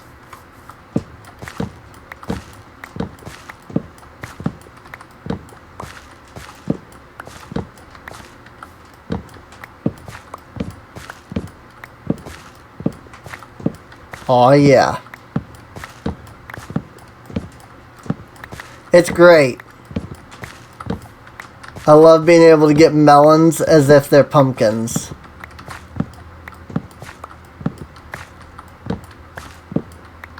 Because, like, I can just trade, like, I don't even have to, like, sit here and remake them. I can just pick them right up and immediately trade them. As is. I don't even have to worry about it. Do I have the most efficient trades? Probably not. But that's because I just have literally not cared about, like, I want to make this as efficient as possible, you know? Like, I have literally not cared about the efficiency. I know that people are going to be like, how could you not care about the efficiency? But, like, I literally just don't care about the efficiency.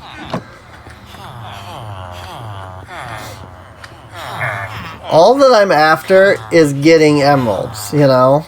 I literally don't care. Like, I'm not really interested in sitting here and, like, fighting with trying to get, like, the best emerald thing, you know? I'm going to do a couple of quick trades here.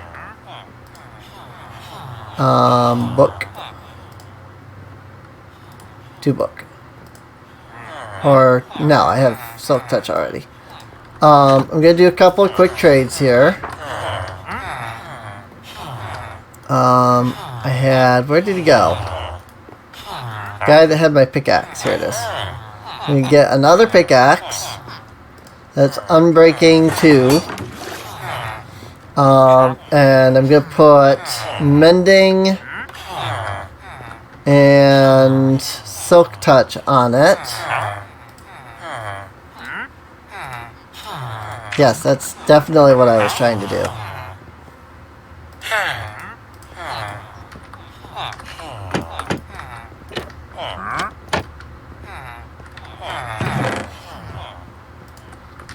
There we go.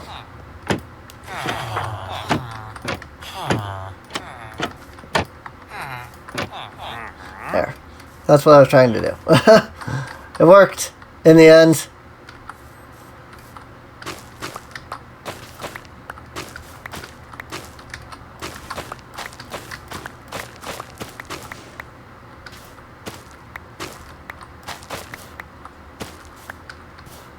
Yeah, the nether wart that's done has this little, like, dark patch on it.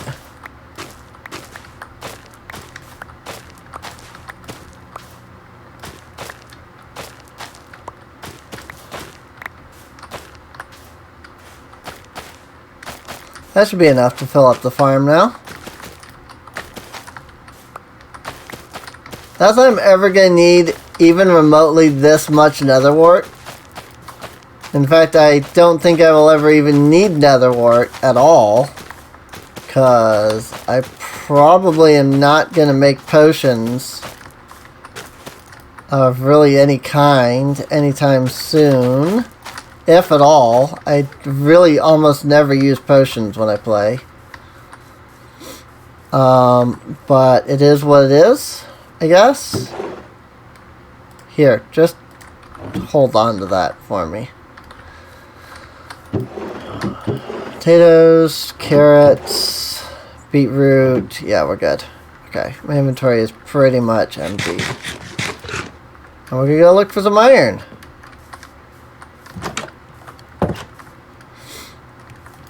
I just need to do this, and then the mending, unbreaking 2 and mending, unbreaking, mending, silk touch. So I probably should have named it, Silky.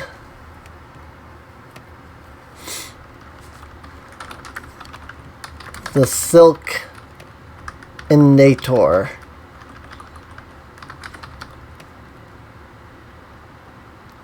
Terminator, Innator. The Silkinator!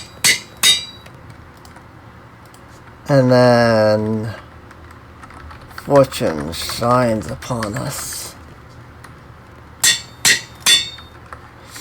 Alright. Holy crap, that was a big bug. Sure, I used a lot of levels, but whatever. I went from like 40 something down to 17 now, but you can see how much I care. The big question is, how do I get back down into my mine? Not that way, clearly.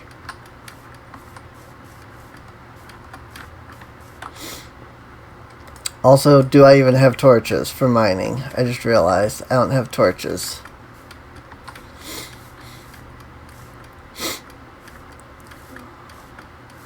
I need some iron. I'm gonna go get it. That's a big oak tree.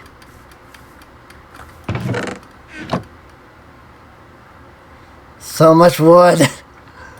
I will never run out of wood. Coal. Could not remember what I was looking for. In case anybody was wondering, it was I could not figure out what I was looking for. Coal. I was looking for coal. And sticks, which I know I should have at least a few of. I feel like I should have a few sticks somewhere. Sticks. Sticks! Sticks, sticks, sticks. Boop. Boop. Boop. Don't really need that. I haven't...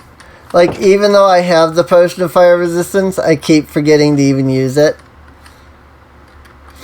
We'll go mining at night. It's fine. It's actually kind of better to go mining at night.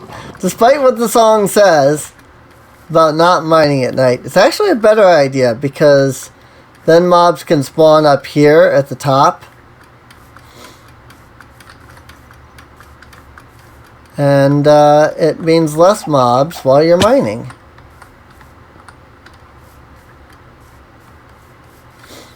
Also, we don't have Optifine, so no dynamic torchlight, unfortunately. But that's okay. Trying to figure out where my hole was. I know I flattened a great deal of land. Oh, it was way over there. That's right. It's all the way over here. This is the area I did all the flattening in. When I did the flattening, I did it all over here. Here we go. Here's my hole. See? Here's my hole. I have found the hole. Or a hole, anyway. I don't know if I found the hole.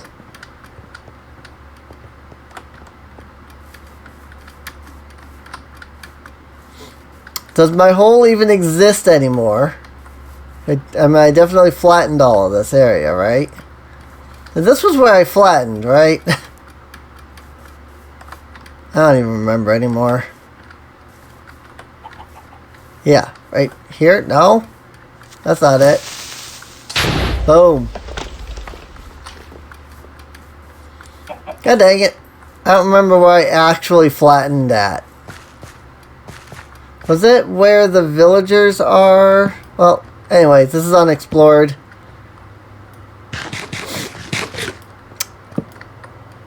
And empty. Great cave. Thank you, Minecraft. Here, give me the Silkinator for now. Was it over here that I flattened? I feel like this was the area that I flattened. But now I legitimately can't remember. There's a gigantic cave.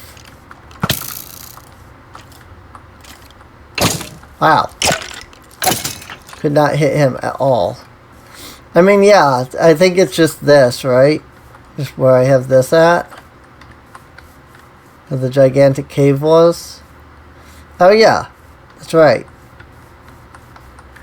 I closed up all the entrances, didn't I?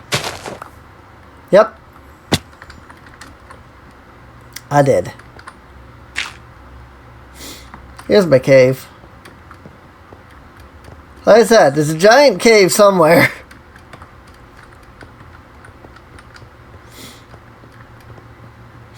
This is where I can get down and mine stuff and things like that. Granted, chances are pretty good that I've probably mined a lot of it, but still.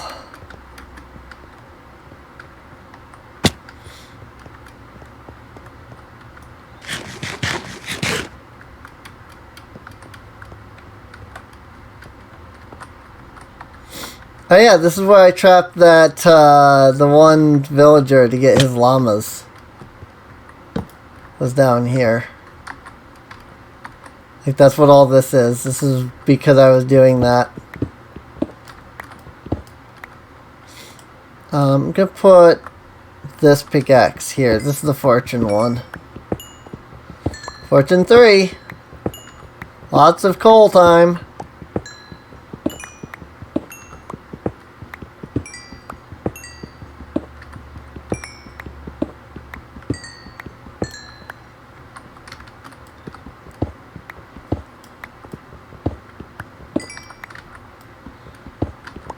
Here's some more iron.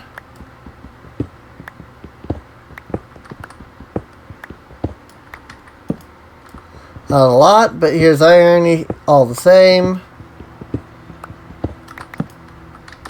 I mean, iron doesn't grow in too big veins.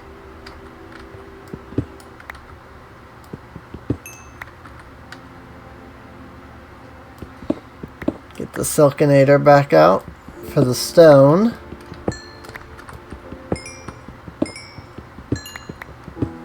Figure that way I can just mine stone instead of cobblestone.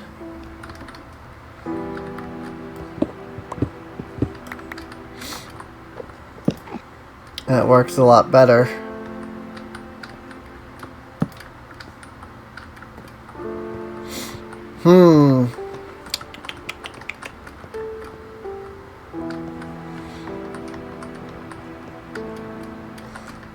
I may have done everything in this cave. Unless... Okay, here we go. Here's more down here.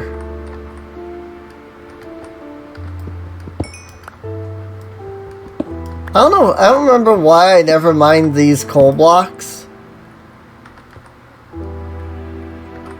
I remember there was a reason. I don't remember what it was. The Silkinator.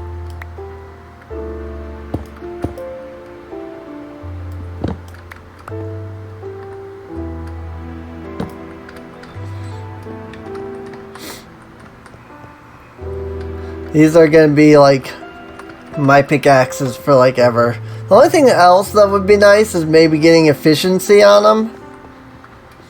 But I'm not really worried about that. Okay, I think it literally went around in a circle. Yes, I did. Okay. And that was this way, right? This just took me in the circle. Yeah. That goes down here, that goes around here, and then that goes up. Okay. That's the circle. Yep. And Serene, why'd you run the circle twice? So that I could be sure that I was going the right way. Or that I was going the wrong way, rather. And that was, in fact, the circle. Oh my god, where's the... I swear I remember a, like, gigantic cave. And that was where I found, like, all the diamonds and stuff. But for the life of me, I cannot remember how to get down to that area anymore. Oh well.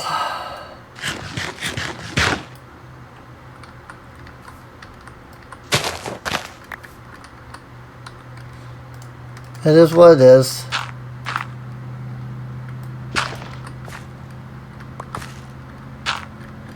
I got some coal out of it. So that's pretty decent. It's an empty barrel, I guess. I got 12 iron. So I didn't do terrible. It's nowhere near enough, but it's something. To start. Doop doop. Put the glass in there. Let's see. Yeah, that's literally nowhere near enough. So there's that. Why don't we go... Oops, that's andesite. That should go in my andesite thing. Why don't we go to the desert?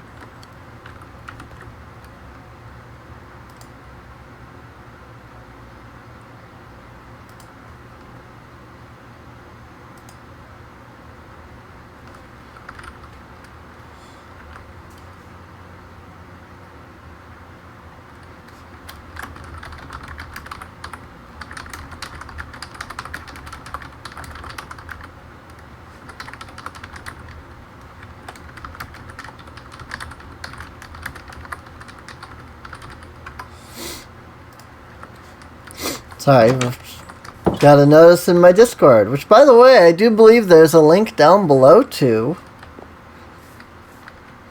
I think I have been putting it in there. I hope I've been putting it in there. Let's go to the desert, because there was a big ravine there. You can hop down the ravine and see what there is down there. So there's iron and stuff down there.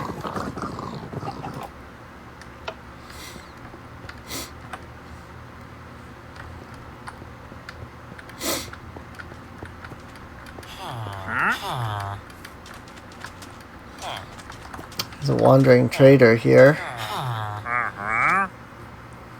I mean, dark oak saplings wouldn't be bad. Not that I have, you know, the dark oak and the jungle saplings would be something I would actually consider trading with him. But, since I don't have any emeralds with me anyway, and it's not like I'm not desperate for them, I'm not going to bother. If it was like, oh, I need this, I would teleport back. Get the sapling, you know, get a handful of emeralds, and then teleport here so I could get the saplings. But I don't need to, so. Where does that ravine go?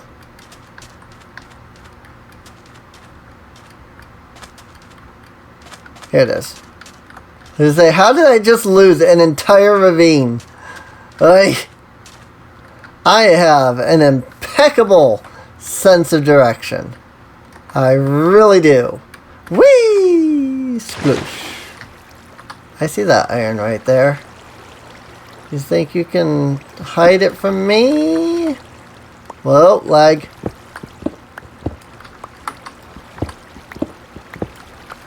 That's the only thing I will ever say in any regards to complaining about frames. Is, well, lag.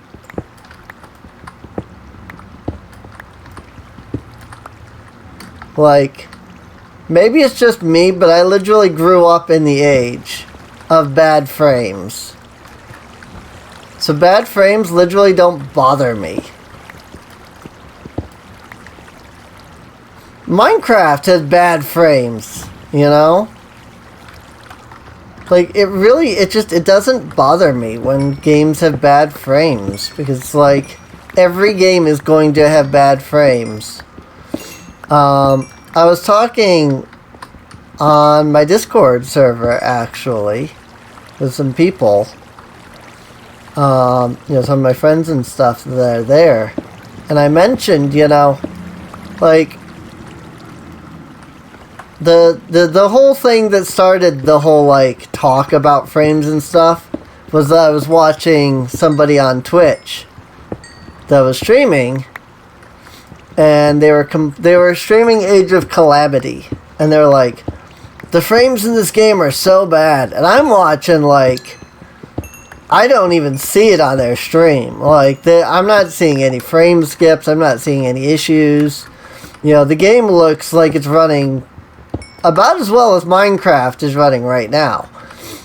And I'm going, I remember when I played Link's Awakening, and it had some frame issues. But the issues were minor, and they didn't even come over, like, the recording at all.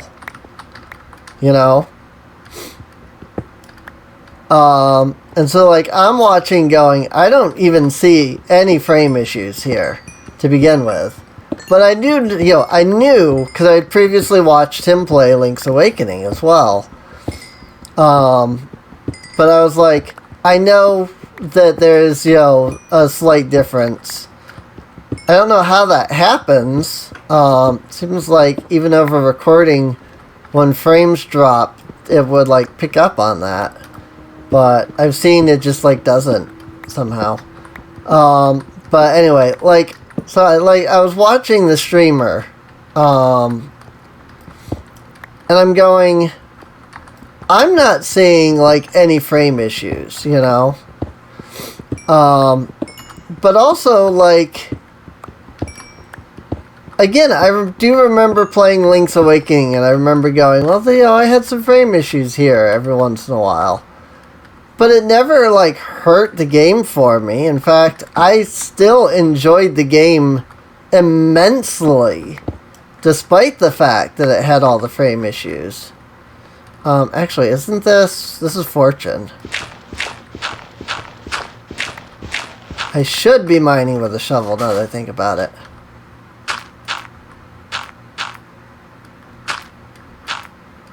Just because Fortune 3 is guaranteed flint. And lots of it. Flint is trades. So I should be using my shovel for this. Usually I would just, do this, the torch method. But I'm realizing, wait a minute. No, the best method for me to do right now is the shovel. Because of the fact that I'll get the flint. But, like, I played Link's Awakening. I've played a lot of video games. Again, maybe it's just because I grew up, and I feel like I should preface this a little bit, in that I didn't grow up during, I mean, I did, technically. I grew up during the NES era, But I didn't have a home console or even like a PC until I was, I don't know, 10, 15, or 10, 11, not 15, 10, 11, somewhere in there. Maybe I was a little older. No, I was definitely a little older, or younger, excuse me, not older. I was definitely younger, but it was still like, you had, oof, did I get that all? Okay. Like, still, I had, like, even on, like, PC, I grew up during the age where, I didn't have a home console. I just had, like, the bare minimum of a PC at the time. We didn't have an NES or a Super Nintendo or anything like that. Our first home console was the Sega Genesis. And that, funny enough, was actually because my mom didn't know. It was that, if you've ever heard the classic story where, like, the parent buys a console, but they don't know, like, whoa, okay, that water is causing lag. But, like, they don't know, the difference between, like, Sega, Super Nintendo, etc. That was me and my, like, brother when we grew up. We were very much of that age where it was like, our parents just didn't know the difference. Okay, this is all underwater. That would explain the big thing of water here. I was like, well, maybe it's just, like a bug where, like, the water spread weird. But no, as soon as you get up here, like, this is in a full underwater cave. By the way, I'm not looking forward to the new underwater caves coming in the cave update. Not looking forward to that at all. Like, I already avoid these ones. Why would I want more underwater caves? Like, seriously. But I grew up in the age where you didn't have, I didn't have a console, I had a Commodore 64, which for some people is going to be like, well, doesn't that count as a PC? And yes, you could consider that a PC. Because it was sort of the predecessor to a PC. I personally don't really count it as a PC. Just because, the modern definition of a PC is like, you have the computer, you have the desktop, you have a monitor, you have a keyboard, The Commodore 64 was a keyboard that just happened to have, pieces in it that basically made it a computer. That's basically how that worked. It was very, very, very different back then. Alright, this doesn't work anymore, does it? I might drown underwater here. I'm trying to see if there's a spot where there's not underwater, but I might drown. There's not a spot that's not underwater. Okay. Water breathing potion, Serene. Yes, but that would have required me to have brewed a water breathing potion before going in there. Which, obviously, I didn't have. So, that was just not available. Water breathing potion was just not available at that moment. But, like, I remember the days of, like, the NES and the Super Nintendo and things like that. And one of the big issues that I can definitely recall of the NES was that it definitely had its times where it didn't have like the best frames. It definitely had times where it chugged, you know. But I think back on that. I think on these times where it's like, oh yeah, you know, this was the NES era. You know, I may not have grown up with an NES, but I know for a fact that many people did. And I have played many games from the NES era on a legitimate NES. And the thing that I find that happens when you're playing these games on the legitimate console of the NES is that you get a lot of frame stutters. Well, that's just bad video games. No, it's not, actually. I'm not talking like... I was going to list off NES games, but I actually can't think of any off the top of my head.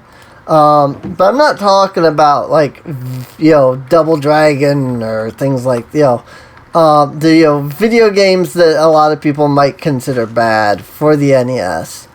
I'm talking games that are not only considered to be great, but considered to be some of the best video games of all time. I'm talking like the original Legend of Zelda. Okay? I can't tell you how many dungeons in the original Legend of Zelda had so much frame lag, it was practically unplayable. But yet, I've never heard anybody complain about that. I've never once heard somebody say, yeah, The Legend of Zelda sucks because it had all these frame issues. And you could say, well, it was an old console, but the thing is that it was an old console, but Nintendo made those games like at the same kind of quality that they hold games to nowadays. You know? There was frame lag back then. But there's still frame lag now in video games. You know? And you say, well, you know, the technology is advanced and whatnot. Yes, but people still view frame lagging on occasion as being okay. I don't know if I'm even saying this quite the way I'm trying to get out. What I'm trying to... Let me try putting it into a different way, because I just feel like I'm not saying this correctly. People looked at those frame lags, and they were like, this is okay, you know? And people that played the games back then looked at the frame lags, and were like, this is okay.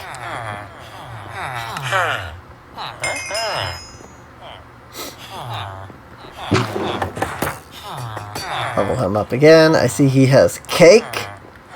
And he is now a master. So that's cool. I still don't feel like I'm saying this right. Sorry, I'm really, trying to think of how I am actually trying to say this. My brain is just not, putting it into the right words for some reason. Let me see. Let me see if I can think of... I had it in my head how I wanted to say it before I started saying it, but now I can't think of the right words anymore. But what I'm trying to say is, back then in those consoles, you had frame lag, because developers looked at the game and said, yes, there's a bit of frame lag, but it's not like game breaking. It's okay.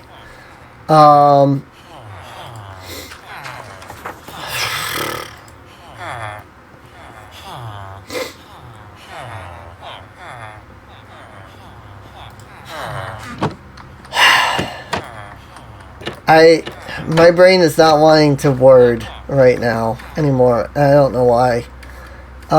Like I knew exactly what I was saying beforehand, and now my brain's just like, what, you wanted to like make words? So, but it's, I don't know, I don't have a problem with it, you know? Games back then had issues, and developers made games that had they made those games despite the fact that they knew that they had issues. And that's still going on today. Like, developers still do that. And maybe that's a bad thing. But I feel like some of what causes that is developers look at it and determine like that there's maybe like an acceptable level of, this has to actually go over one more too, doesn't it? I just realized.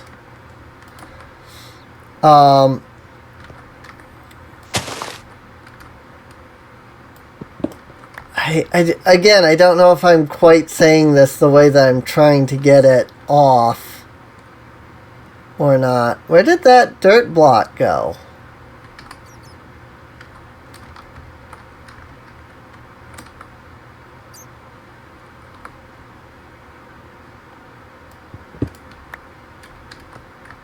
Broke a dirt block right there.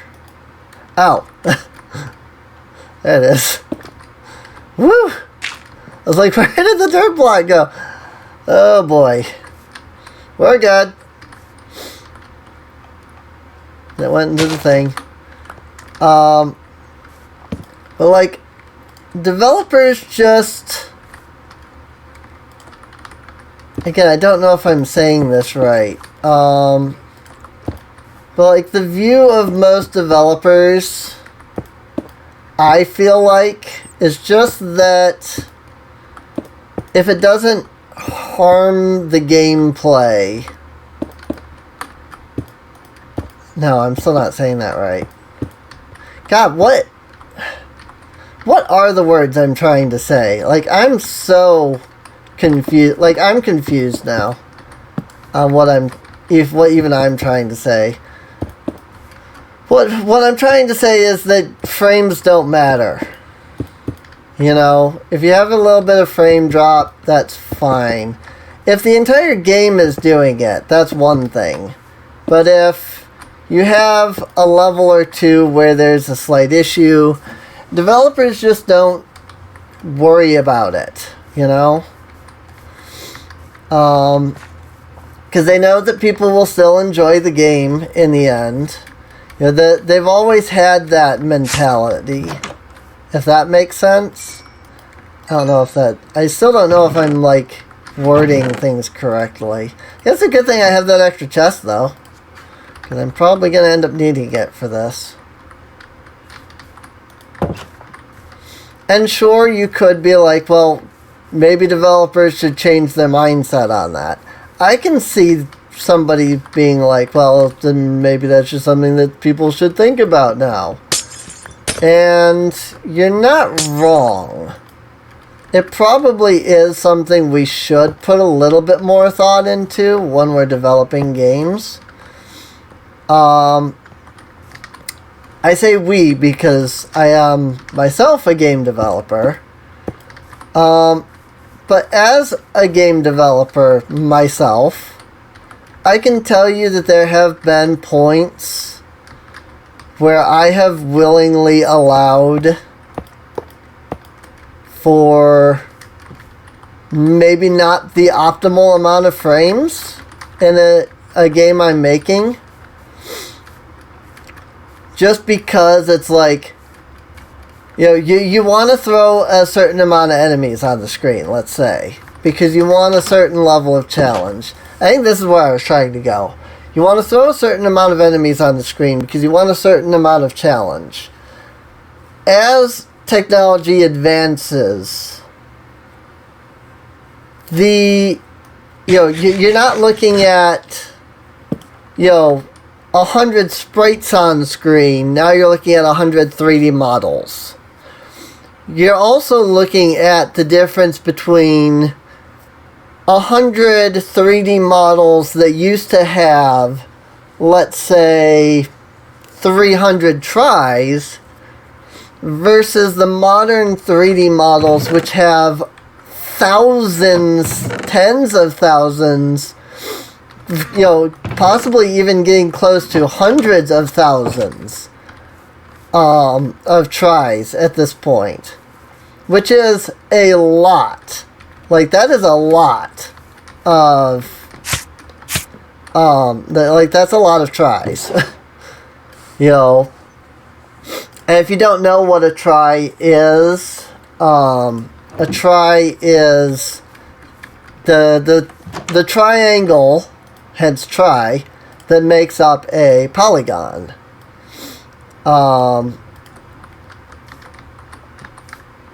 And the amount of tries that you have determines how advanced the 3D model that you're making is. If you've got 100 tries on your 3D model, it's not going to be very advanced. Look at like Super Mario 64, for example. It's not going to have that many tries. So, but something more akin to what you would see nowadays with, let's say, Dark Souls is going to have a large amount of tries.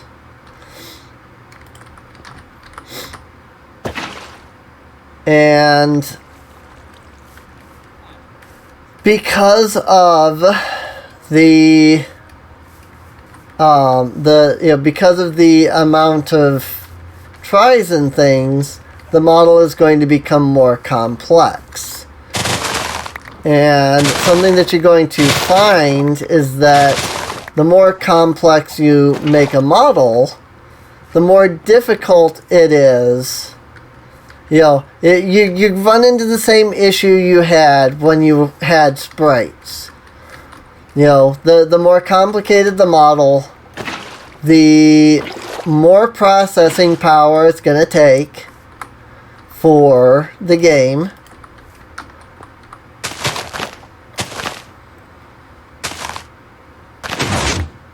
Pop. Obviously, I don't get a perfect amount, because sometimes they just drop straight down. But, there you go. Sugarcane farm. And I have 5 observers, so that every time any of the sugarcane gets up to this line, it breaks. That way I'm not getting a couple that go, like, sky high like this. Though, granted, I think they can only get up to 3 anyway. So I guess with sugarcane you only really need just the 1 observer. But regardless, I'm going to throw this right into here. So I can see, yep, it goes right here into the chest. That was about the middle. I want to make sure that all of the hoppers are lined up. So I'm going to throw one in the farthest one. There it is, sure enough.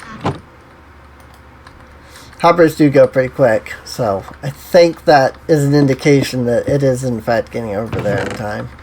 Yeah. So I can go get the bamboo. But like, because of the fact that it takes so much to even put one model on screen now, you're looking at a... Oh, I didn't even need to break that. Yeah, I want to keep this bamboo here anyway, because it's kind of neat that you've got this like gigantic thing there. But I am still going to put an automatic farm over here. But the more the more models, the more complex the model, you're gonna run into the same issue as you used to have when you were just using sprites. And we just have not figured out a way where we can take what we want to have in a game, 500 enemies on screen at one time, and develop that in a way that is equivalent to what people expect out of graphics nowadays.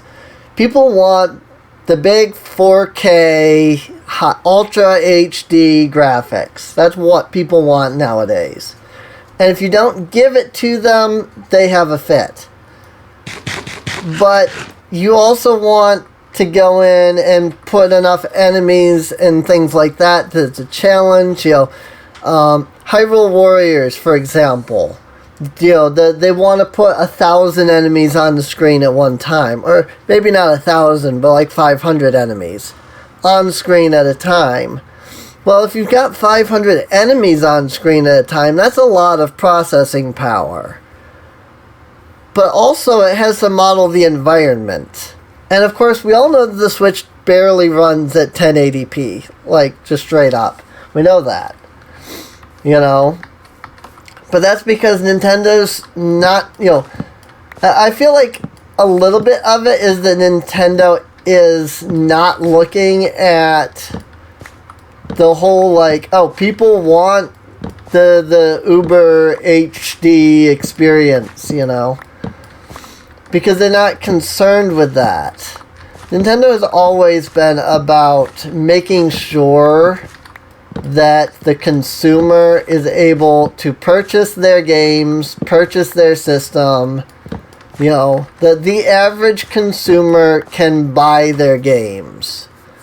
That's the thing Nintendo's always been big on. And that's one reason that in Japan Nintendo is so big, is because their consoles are considerably cheaper, and the people in Japan don't exactly make the most money. And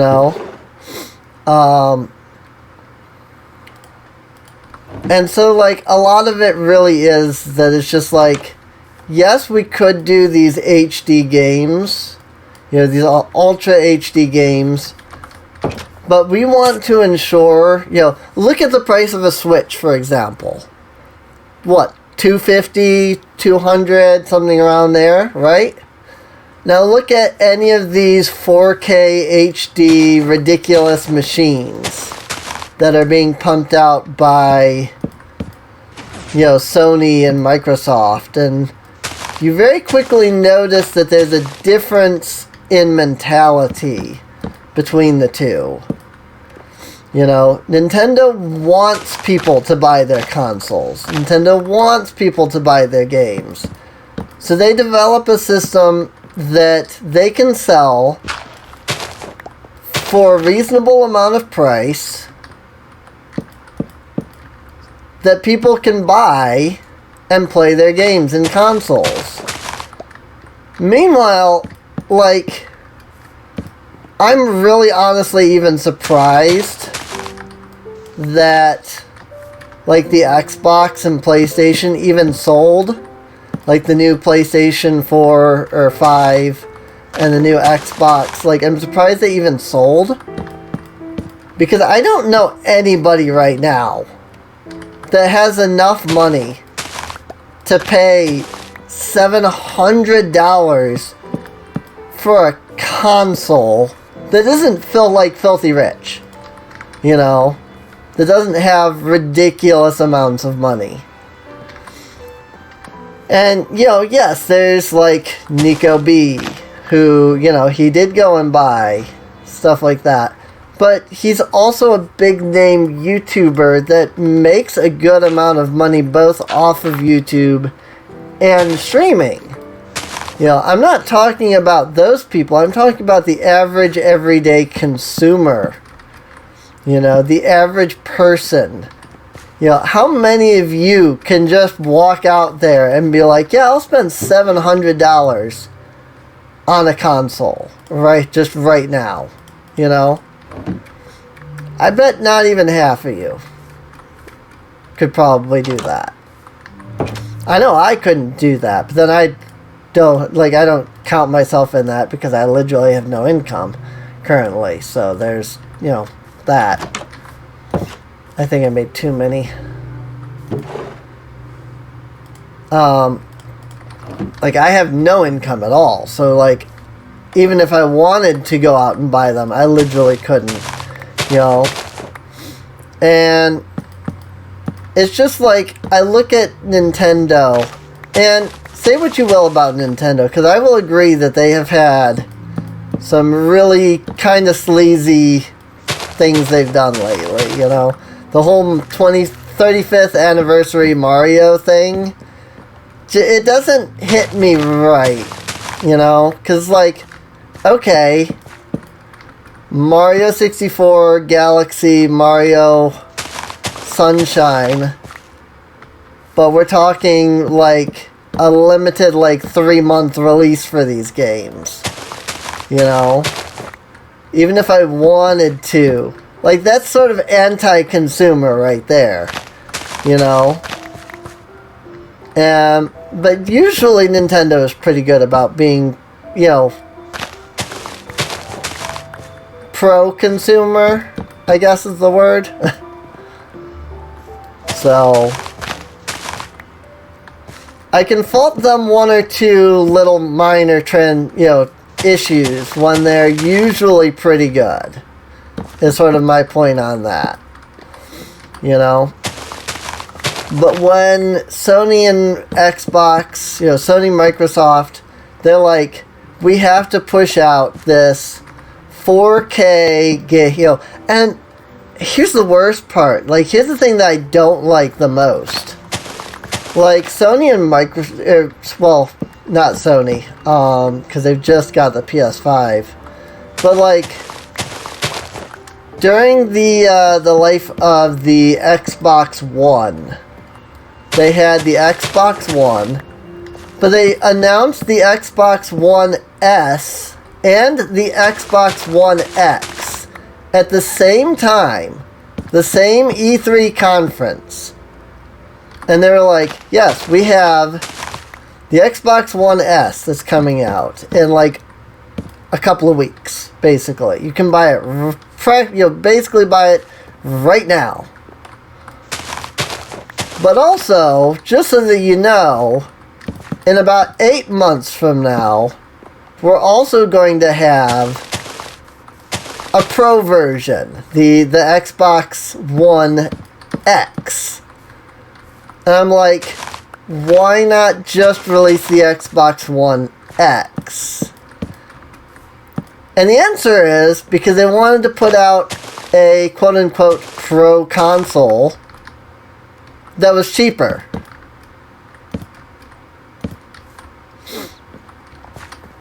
Meanwhile, they also wanted to be like, yeah, but by the way, you're going to waste money on this. We know that you're going to waste money on this because you're going to buy it now. Because you want that pro console now for like $500. But also, we're going to then turn around and sell you another one in a few months for like $800. And it's like, I don't like that. You know? Like, first off, consoles should not be that expensive at all. I'm sorry, technology is just not advanced enough. You know? And again, that comes back to Nintendo wants to ensure that their consoles are playable by anybody who wants to play them. Things like Xbox and Sony are not as interested in that. Xbox and Sony are very much, you can play our console if you have oodles of money. You know? And I just don't like that mentality. The idea that, like, oh, it's it's okay to basically sell you something for hundreds upon hundreds of dollars, when in like 2 years from now, look at HD televisions. When HD TVs first came out, they were this big deal. HD TVs cost upwards of $800, just to buy. Nowadays, just because the technology has advanced enough, you can go out and buy one for $150. And it's a 1080p TV. It's like, I get it that these corporations, they want to make money, but Nintendo clearly makes money by releasing things that people can buy at a reasonable price. They might not be the most powerful thing out there. But why does it have to be the most powerful thing out there? Why can't the PS5... I know why the PS5 couldn't do this, because it would be just the same console as the PS4. But why can't the PS5 just be a PS4, but that's just the current top-of-the-line console, and instead of selling it for $800, you're selling it for $300. Just because that's affordable. That's what is current, generation. It's what people can do. Instead, we have this mentality that... And maybe some of it's the consumer side, because again, we as consumers have this mentality where it's just like, yes, it's perfectly okay for somebody to sell us something for $1,000. When in 2 years from now, literally 2 years from now, that technology will be so much more advanced and cost half the price to make. Why not just wait 2 years? I hate to sit here. Oh, I'm always praising Nintendo. Oh, you're a Nintendo fangirl. What? Yes, I like Nintendo, but some of it really is just honestly, I like Nintendo because they usually have, not saying they always have, but usually have good business practices. Why do we need Ultra HD 4K video games when the biggest name video games on the market right now are games that don't even utilize even 1K? Literally, Minecraft is the biggest game right now. And look at this. First off, I'm running this game at 720p. So there's that to begin with. And you can see that I still have some frame issues even at 720p. But this block is a 16 pixel texture. And you can see that it's 16 pixels. 1, 2, 3, 4, 5, 6, 7, 8, 9, 10, 11, 12, 13, 14, 15, 16. 16 pixels. This is a 16 pixel texture. This is not 1K. This is 16. I don't know what. No, 16. Yeah, I mean, it's 16. I don't know what the term for that would be. But, it's not 1K. But this is the biggest game out there. And nobody can deny that fact, because it literally is this game has sold the most out of literally any video game ever. It is literally the biggest video game in, video game history. So why do we feel that we need these ridiculous textures, these ridiculous models, these ridiculous 4K Ultra HD, so that you have to pay $1,000? You know, you have to pay $700 to $800 for the console. And then they're going to charge you $60 for the game. So you're already spending roughly somewhere between $800 to $900. And then you know all of these like games that they're putting out there, they're going to charge you for DLC. You know? That's just the market nowadays. But why is it that that's acceptable? You know? Why are we so consumed with the idea that it has to look amazing that we are literally running out and by the hundreds of thousands pre-ordering these consoles that are $700 to $800? And then not only are they $700 to $800, but they keep that price. Let's not forget. Like, Sony doesn't usually bring their prices down more than a good couple hundred. So they'll knock the price down to, like, let's say $400. But here's the Switch. It's been out for, what, 3 years now? Isn't it, like, still at $200?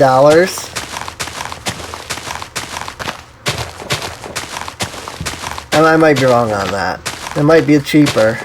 It might be higher. It might be $250 or something. But like, Nintendo has been able to sell the console for that little. And it's sold ridiculous amounts of consoles. So it's not like they're hurting or anything. It's not like the Wii U where they barely sold any consoles. No. The Switch is selling consoles like almost on par with the Wii from what I last heard. Again, correct me if I'm wrong, but I heard it was at like 500 million, 5 million, somewhere around, it was somewhere around there. I don't remember the exact number, but I remember hearing somebody say, isn't that like on par with like the Switches? Like somebody said the number that I don't remember. I'm not going to sit here and be like, yeah, this is definitely the number, because I don't remember the number. But I do know that I remember that it was very close and getting to the point where it was getting on par with the Wii. And it's been out, 3 years. The Wii was out more, and the Wii sold more. But if you take the amount of sales that it's had now and you increment that, the way that the console's been selling, you get the Wii's lifetime sales basically for the for the Switch by the end of the Switch's lifetime. So I don't care.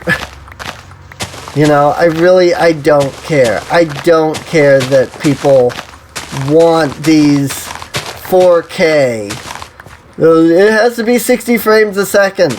You can't even see it 60 frames a second.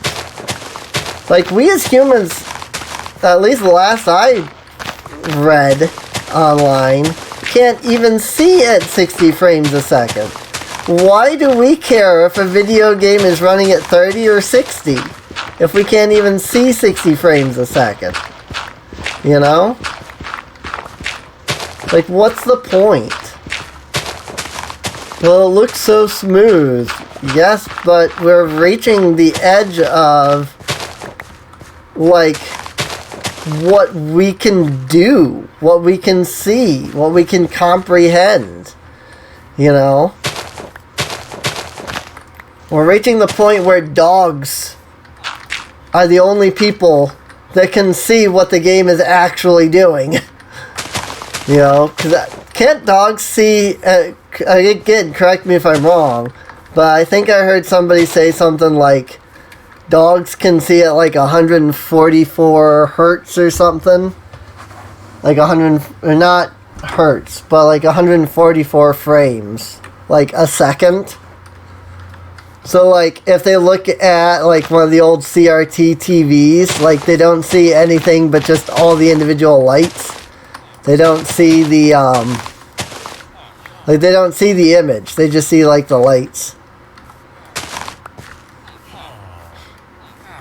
Again, like I said, feel free to correct me if I'm wrong. Again, all of this is just coming from what I've heard. You know, I haven't sat down and researched any of this. But that's just because I literally don't care. You know? I don't care if my game is running at 5K or if it's running at 1K. In fact, the Minecraft right now, the screen that you're looking at is running at 720p. I don't have it set to run at 1K at all. Because I just don't care for it needing to be 1K. Because even if the game ran at 1K, these textures are still 16 pixels. That's 16p. You know? It doesn't matter how... It doesn't matter the resolution of the game, because the textures are still this. And I get frame drops even from this. So to me, that tells me right there that there's no way that I would want to run the game at anything higher than this. And yet Minecraft is the biggest video game out there. The most people play it and own it out of literally any video game out there. So clearly there is no like people say, well, that's just what people want, but clearly not, because people play games that are not those requirements. If people cared, they would not play these games. People wouldn't play, let's say, Crypt of the Necrodancer, because it's a sprite game. It has to be 4K, 3D model. But no. Undertale, well, again, one of the bigger games out there, and its sequel, Deltarune, equally as big, even though it's not out yet. So we'll see how big it gets when it is. Like, it runs at NES level, like, resolution, NES level spriting, and yet, it's huge. I just don't see the need. And that's just, like I said, that's, maybe it's just me, but I just don't care about the frames. I don't care. You know, is the game playable? Yes. Okay. Is the game good? Yes. Okay. What more do you need? You know? How many fans of the original Legend of Zelda are out there who think that it is, if not the best game, it is one of the best games ever made? How many people, even to this day, still claim that Ocarina of Time, a game made all the way back on the stupid N64, okay, it's not stupid, but you get what I mean, made all the way back on the N64, you know, a thing that ran at, I don't know, could it even run at 480p? Like, I actually don't know what the resolution of the N64 was. Like, was that even 480? I don't know.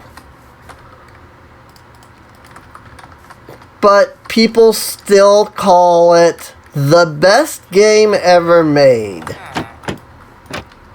That's not because of the graphics. That's because of the story. That's because of the gameplay. That's because of the things that people like about it. They don't need ridiculous 4K graphics. Where's my Mason? I can never remember which one the Mason is. Here he is. As I say, I can only ever remember him from behind. Maybe I should name tag the Mason. Oh, and he's out of emeralds. That's unfortunate. It's just, as I said, maybe it's just me. But as long as there are people who are going to claim that video games from the old era are better than video games from the modern era,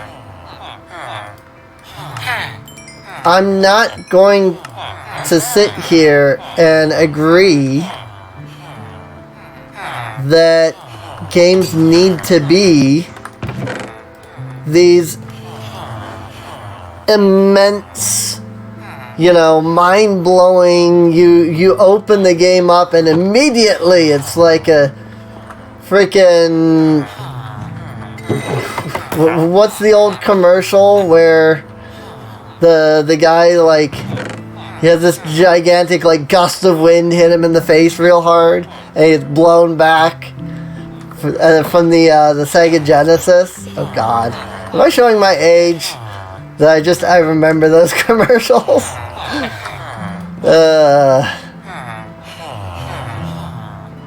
But like, that's my point, though. It's like, do we need this?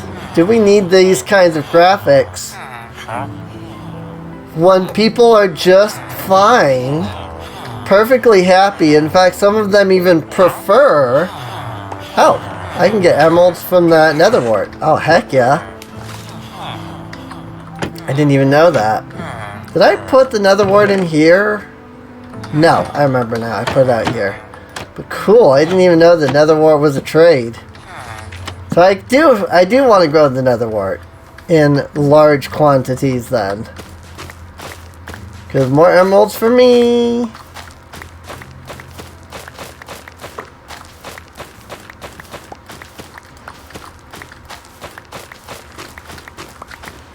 How many people nowadays still play World of Warcraft?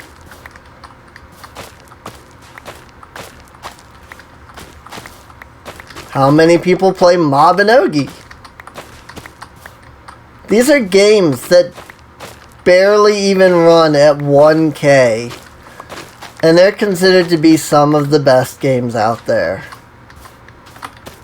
So if the best games don't even run at 4K, why do we need to have games that run at 4K?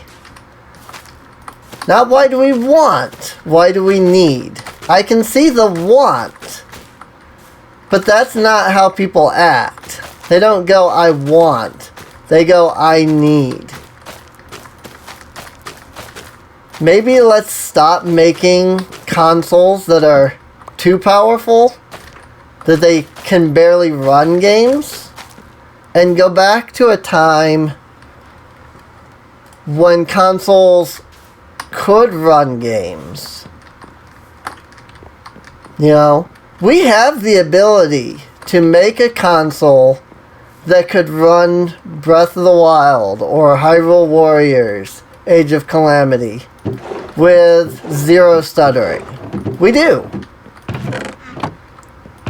But to do that would require the console to be more powerful.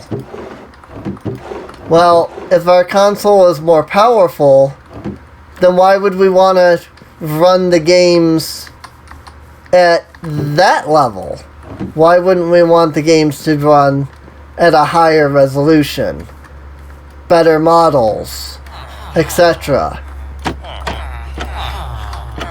And that's where you get into the conundrum. You get into the, well, we want to do this, but why do we do that? Why would we do that?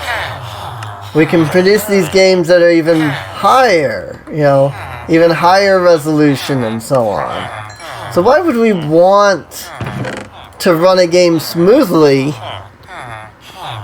at 1K when we could run a game not smoothly at 4K?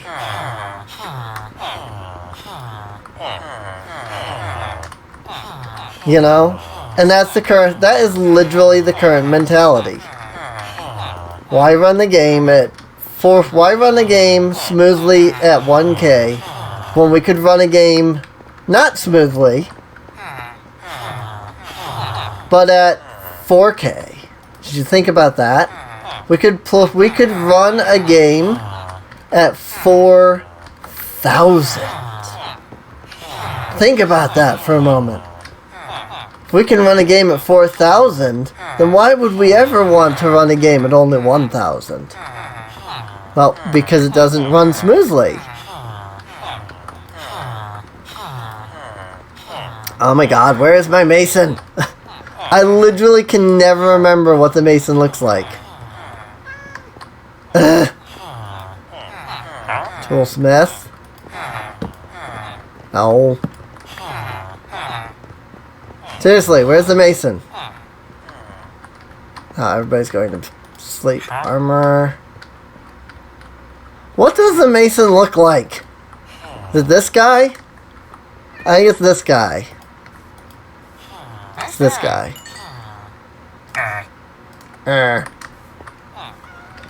You woke me up in the middle of the night to trade me some stone. Fine. Here, have some emeralds. Get out of here.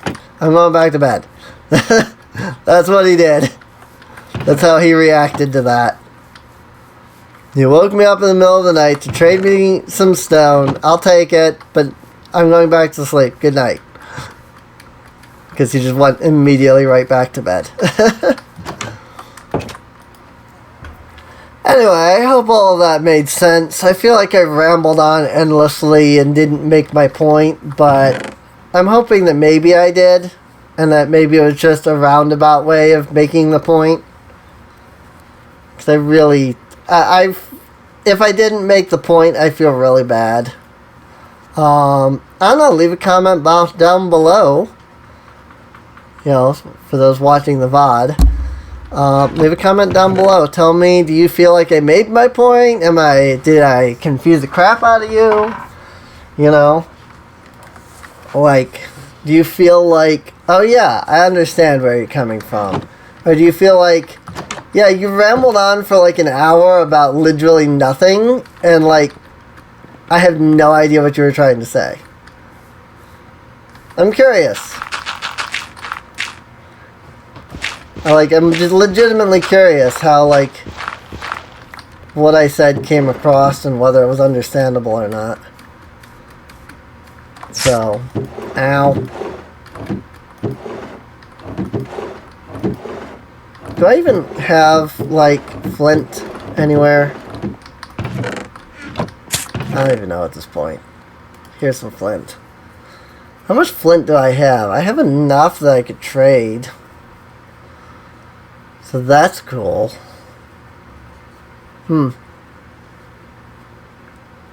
Alright.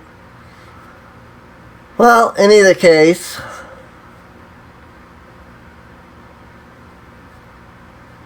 I hope all of that made sense in the end. I hope everything that I said there ended up making at least some mild amount of sense. I have another Fortune 3 book here because I think I was going to put it on an axe. Now I just have Silk Touch, so I don't need it. So much fun. But anyway, I do think this is a good spot to end off at. We have been going now for 3 hours on just this one video. That is a long time, admittedly. So I hope you've enjoyed, I hope you've enjoyed. Or so, I don't know. Anyway, I do. I hope you enjoyed. Again, leave a comment down below. Let me know, did my rambling make any sense to you at all? Did it make 0 sense? Did it make a negative amount of sense? That would be hilarious. That, if I didn't make sense, I hope I made a negative amount of sense. Just because life goals. Like, that would be just so fun to be like, you made literally negative sense. I'm like, yes, that is amazing. I love that. Like, I really would. I would actually kind of love that. This is just like, you made literally negative sense, so hope you're happy with that. It's like, yes, I am. I am happy with making negative sense. Because at least it wasn't, 0 cents. At least there was something there. It may be bad, but at least there was something. It wasn't 0, I need a, chest or something just for the emeralds, because, my trades are getting mixed up with my emeralds so much that I don't even know what's in here anymore. But anyway, I hope you've enjoyed. If you did, feel free to subscribe. You can check the video description down below. There should be a link to the playlist. You can get caught up on any of the episodes you might have missed that way. I'm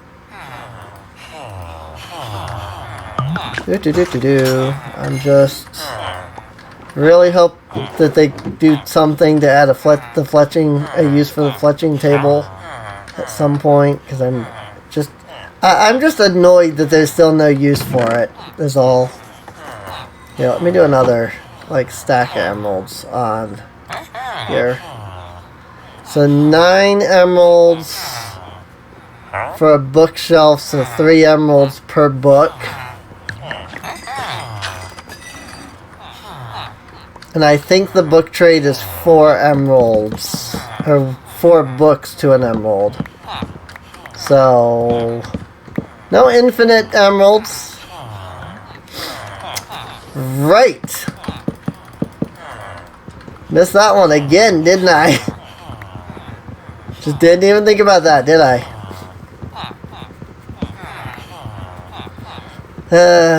Oh well. It is what it is. But, this was streamed to finish the VOD outro. This was streamed live over at twitch.tv/SereneInc. Feel free to come out, hang out with us, chat. Impaling, which I'm never gonna need, but cool. Book.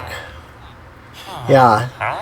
It's 1 more book for an emerald than it is per bookshelf. So, that's unfortunate. Oh well. It's what it is. I need more books to trade so I can level him up again. Oh well. At some point. Oh, actually. I have enough right here. Silky Mickey. That'll level him up. Then we can see if we can get anything more. Ink sacks, glass. The ink sacks again, of course. More emeralds for glass. Glass isn't terrible. I am going to need glass eventually. But yeah. Yes, with that, I'll see you guys next time. Book and quill for an emerald. 5 emeralds for a clock. Yeah.